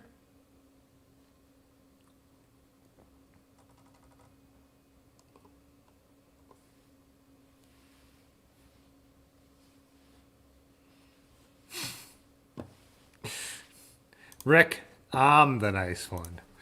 I'm the nice one. Sounds like a narc.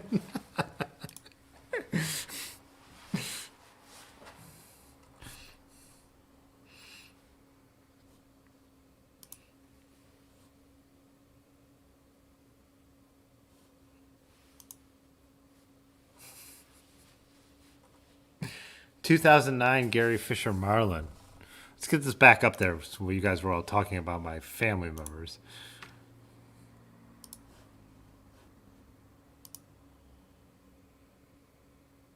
Yeah, Amy does. We have increased our female viewership by 200% tonight.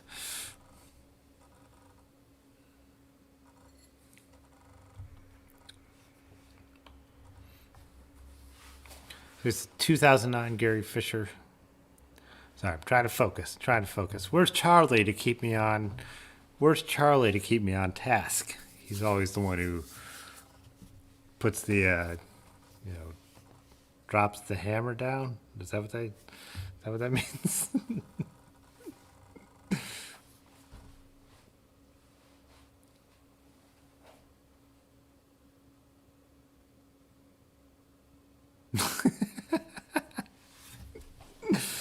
I don't know.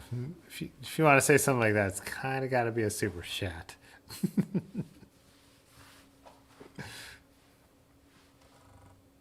She's married to my brother, Rick. Calm down.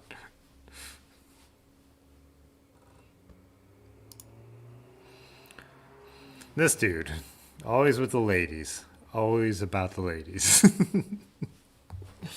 It's 11:09? I think this is...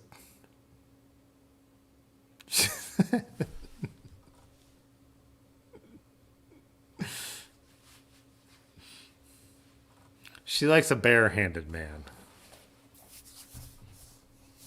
What do they call that? Raw dog hand, right?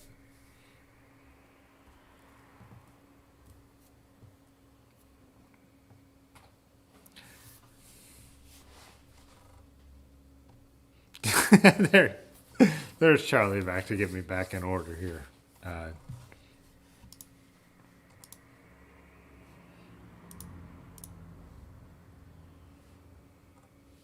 I think it's getting late. I think we need to wrap this up. Oh, Rick was talking about that camera. That's right.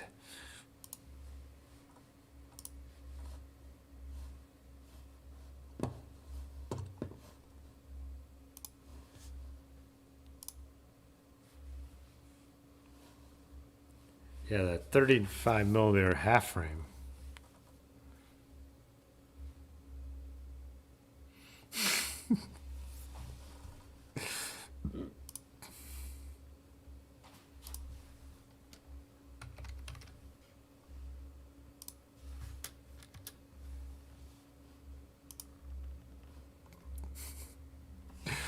Oh man, I don't know how I'm gonna get you guys all in this live stream. When we try that, if it works, it's gonna be crazy.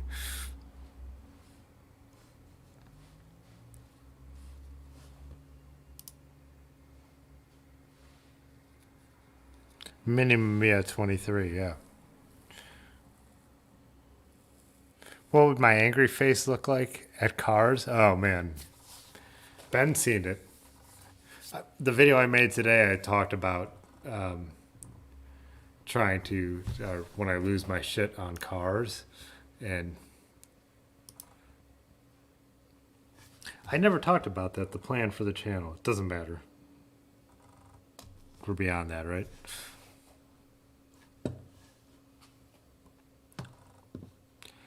Well, you guys talked about, I do have to piddle. Should we stay on for a little longer or no? Should we end this? You guys decide. We go, it's already 11:12. We go to 11:30 and I take a leak and grab a beer, or we end this right now. I also had the polls that I was going to, we have not talked about anything we were supposed to talk about.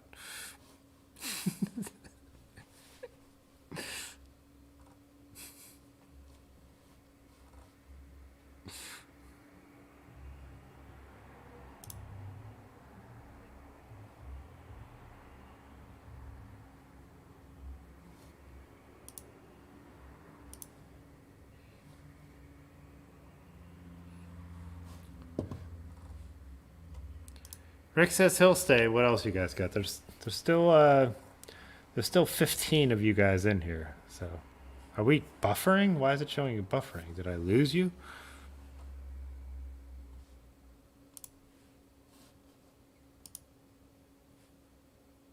Keep it going. All right, I'll grab one more beer. If I grab that beer, I guess we'll go to me and Ben riding the rubber bull. There are only 5 in here chatting. Oh, 6. Yeah.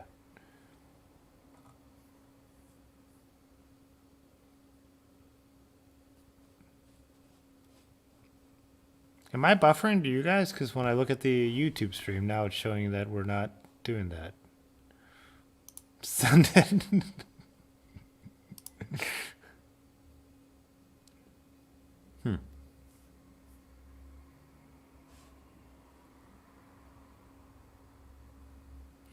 Sean's getting a beer regardless. All right, Sean's getting a beer. I mean, I really can't. I really hate to make a dude drink alone without a live stream to watch, right? I mean, so I guess I'll throw on some urban exploration rides while I grab my Fred beer. Smith here told us the B&H photo helped change his life. Fred, tell us your story. I was a fitness instructor in Atlanta. Monday morning.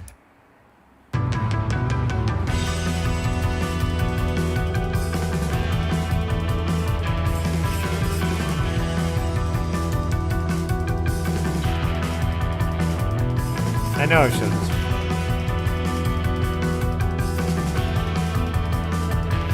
You guys asked you guys got to answer Charlie's questions when we're done, right?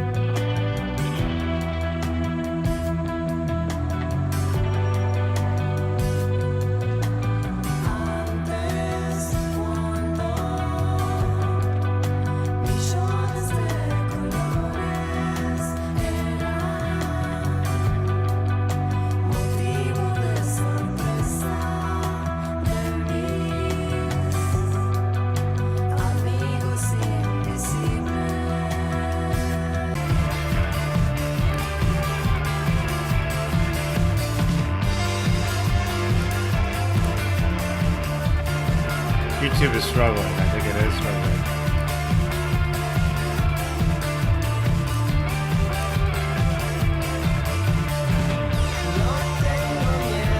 It's showing it's back now.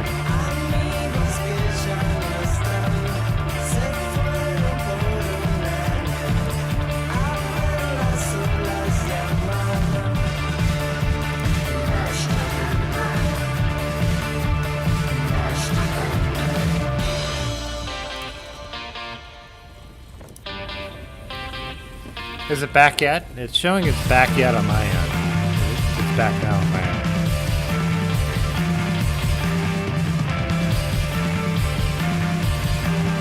It's just showing it's loading on my end over Well, here. that was a great little route. Thanks to Ben. We went all over Akron. Let's see what happens if I just go back to full screen.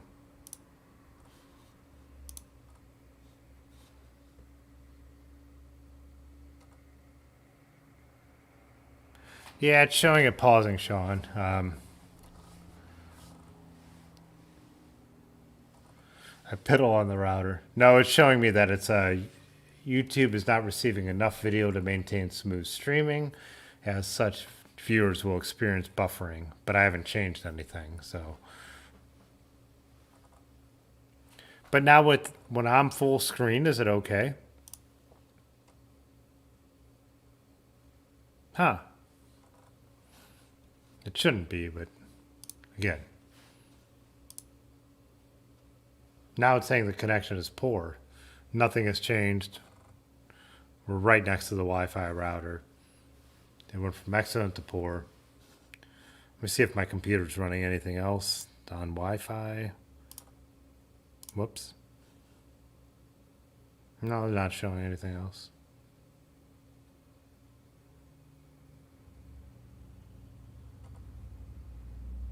Yeah, it would make sense that it's showing more bandwidth, but just this, does this screen work all right? Because it's still showing it's struggling on YouTube. I think my whole service is having a problem. I think the Wi-Fi service is having a problem.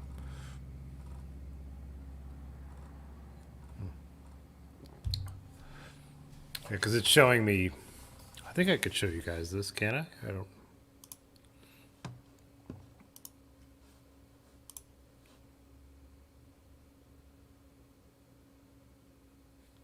Yeah, I think it's my service provider. I think it's running slow between the modem. I think it is the internet. I don't think it's actually anything we're doing here. I think it's my internet that is giving you guys a bed. Yeah, because this shouldn't be low res. This should be like, yeah.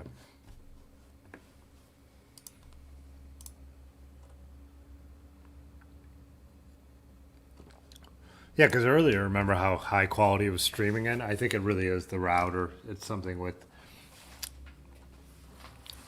the nightmare that we have called our internet providers.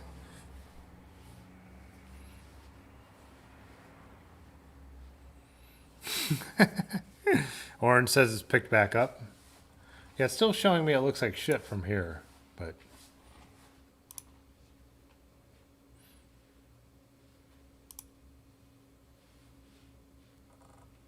I'm pressing the button, Charlie.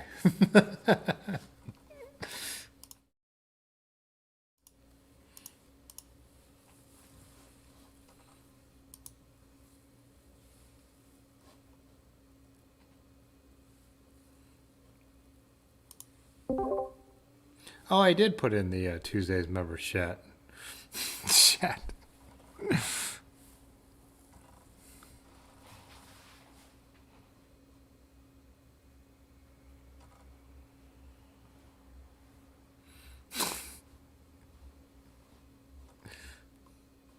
What happens if I do this?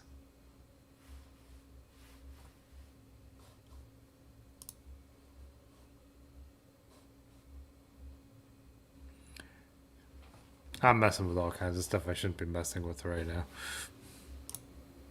Close that out. See what YouTube's showing now. It's still showing it's buffering, but it's showing the connection is excellent, which makes no sense. So.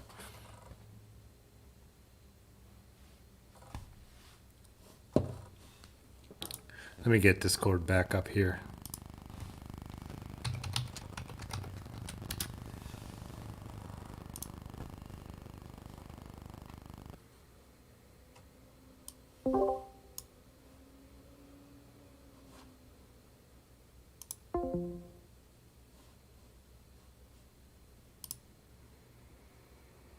All right, sorry about that. Don't do it. Yeah, it's weird because so YouTube Studio shows me a picture of what's happening, and now it's showing all buffering. But the connection for the connection rate is showing it's perfect. Good now? Good, good. We're good.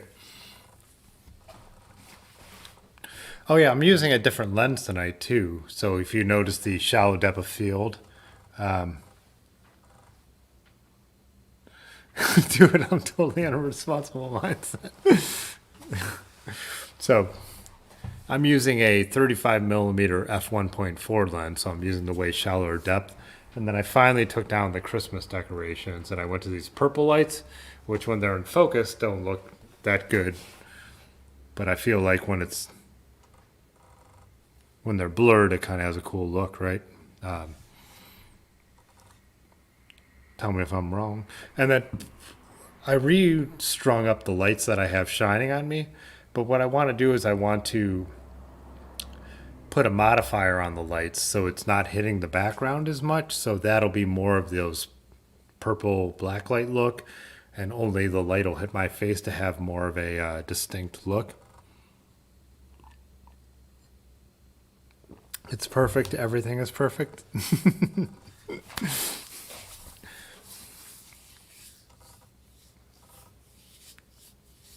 Yeah, nice bokeh, right? This isn't even wide open. This is I think it's at like 3.5, so wait, go the other way. So this could go all the way to, obviously it's too bright because I can't touch everything, but you could see how much it'll blow out the background like that. Like get that, you want to see real bokeh. Well, bokeh is how they decided it's pronounced now. But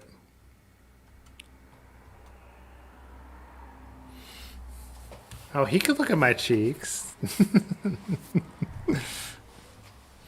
Yeah, I think I will set it up to be a little shallower on Tuesday.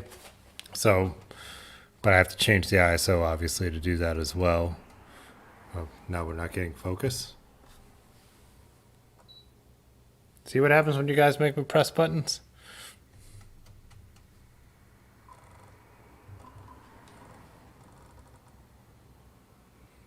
There we go.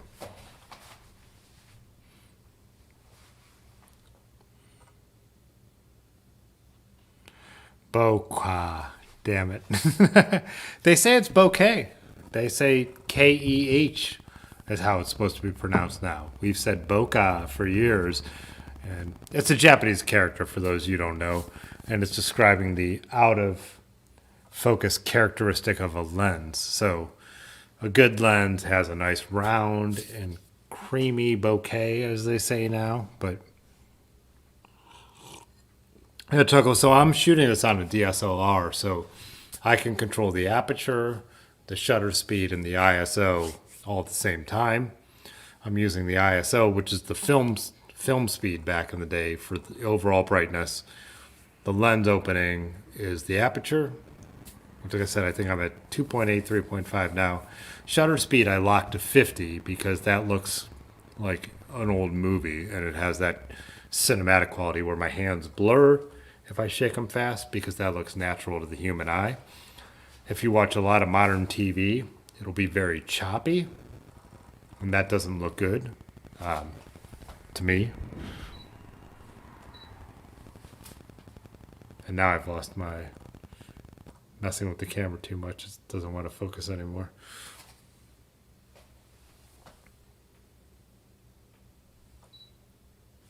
What did I do to... Oh, there we go. Yeah.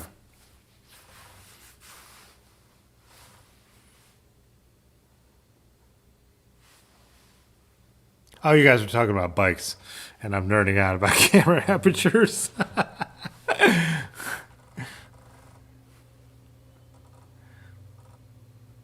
Oh, he said gravel question, front suspension or nah. No, he said not, but I said nah.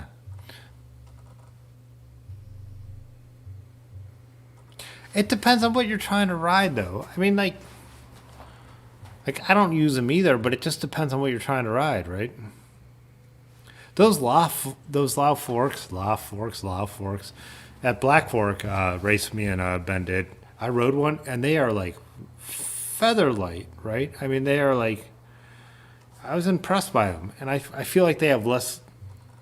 I like the responsiveness of them compared to like the old RockShox, but I've never ridden a modern front suspension fork to know. So, but again, you can't lock them out. Modern forks you could totally lock out, right? So.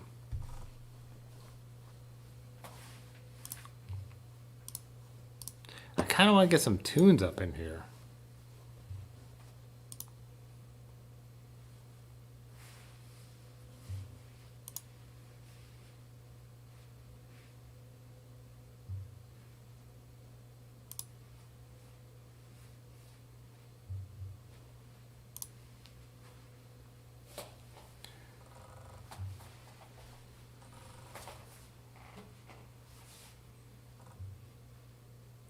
Yeah, I think a lot of they're gravel forks, right? I mean, they're an Icelandic company, right? So,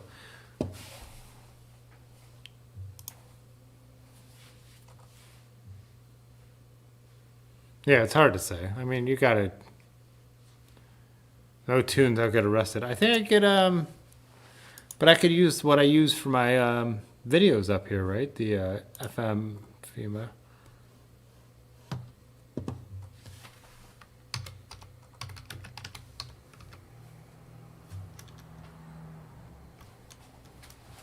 You guys talk amongst yourselves.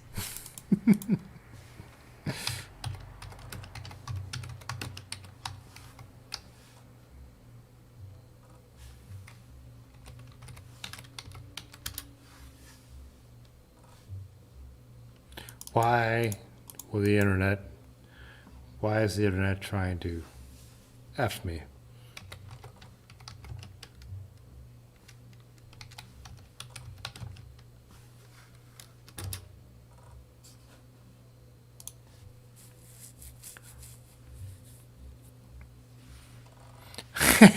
Hey, chill yourself, Pudgy.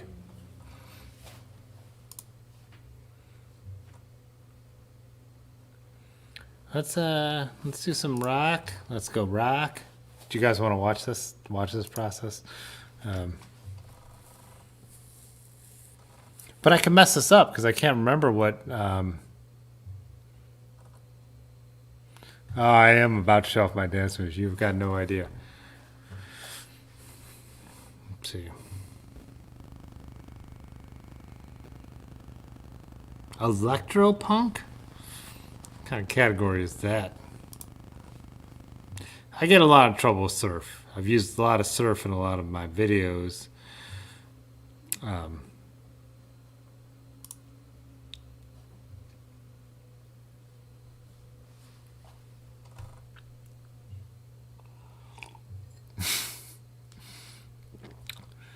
Oh yeah, the chat has a life of its own. Yeah. People are better off when they ignore this over here. Yeah, I should have brought you along on this. I regret my decision instantly. What is the one we did, Ben? Aaron's 100-mile ride. That's a great tune. Where's my YouTube channel? Where's the important stuff on this website? I can rock out to that. Show off my dance moves. Do a little Texas two-step, as the kids, I think, call it now.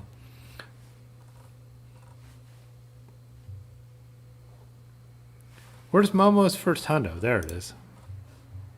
Let's put the whole thing on there. Why don't you tell us how your first century? I'm not driving. Oh, it's going great.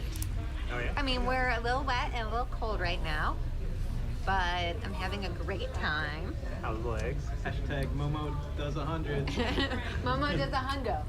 That's large Mars there, in case you don't know. Momo's first hundo. The legs are good. Legs are good? Yeah, How far in are you? it's a great. This is up in Cleveland, Cold Freak. This is up at 6.9 miles. what's this fancy place Aaron made us go to?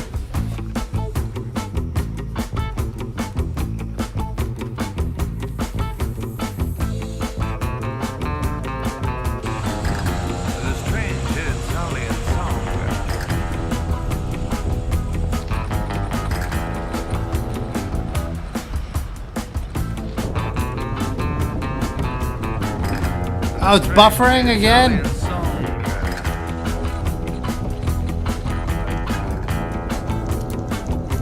Yep. Are you strange too? Are you getting the music or is the music buffering?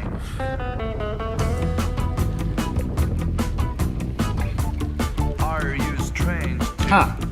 Interesting. The word is strange.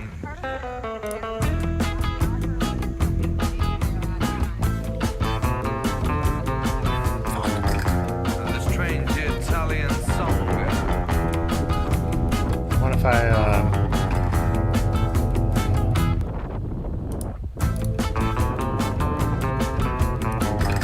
The strange Italian song. you can hear the tune though? Now listen to the melody. Maybe it come from me, Sally. And I can sing like Farinelli. I think it's plain to see. Some people say that the greatest is the Italian melody. O sole mio guardi, io do una caprese carrozzone. Lui vive in Napoli. Lui prima Celentano, king of rock italiano. Lui believe in Italy.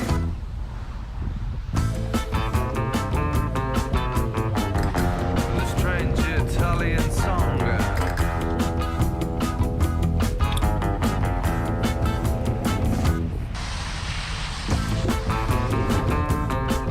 She is cute. The strange I Italian can't remember her song.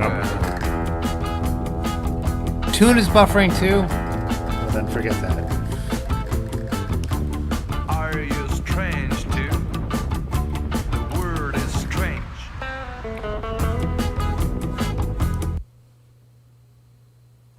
God, why would the tune buffer? God, what a nightmare.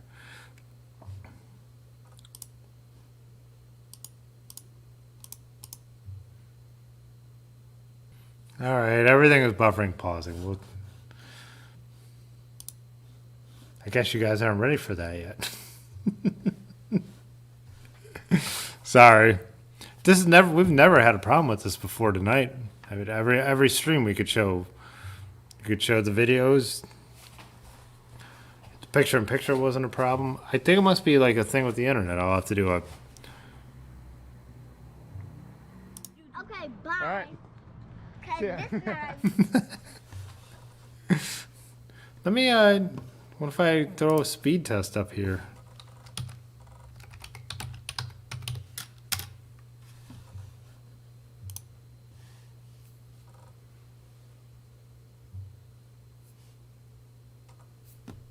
It's showing. Huh. Yeah, it's showing like 200 megabits a second. This has got to be a YouTube thing. We've never had a problem with this. Oh, the upload is. Yeah, it's. Upload is 4. Yeah, they're killing me on the. Yeah, I have no upload speed right now. So my download speed is totally in line with a fast internet connection. The upload is 4.3 megabits right now. That's horrible. Yeah, sorry. We've never had this problem before. So, well, yeah, there's zero upload speed right now. So, I piddled for you guys.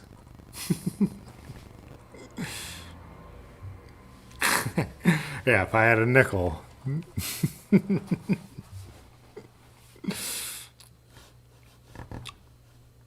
That's super annoying, though. Obvi.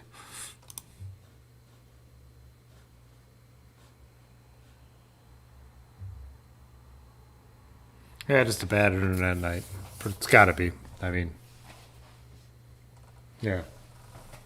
Even from the basement. I mean, we're performance anxiety. You know, on my old laptop that I can't get stuff to work that I want to work. When I'm streaming from the basement in a 1920s building with these thick floors. We haven't had that kind of problem. So, all right, happens once. You got to bounce, Marge. Why don't we all bounce? We can't get the stuff to work. It's almost midnight.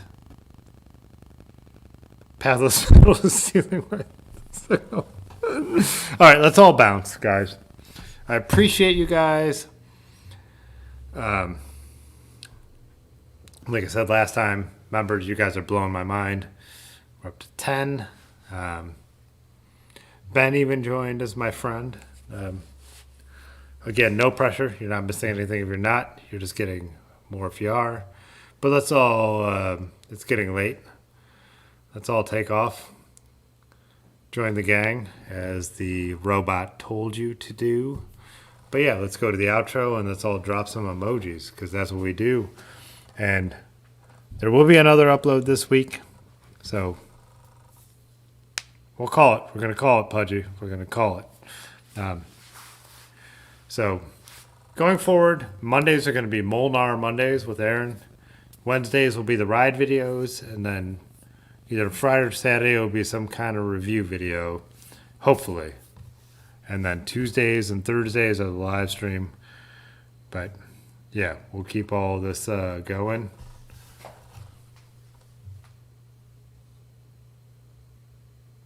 Okay, bye. All right. Okay, Yeah. this time. Fitzwater photo.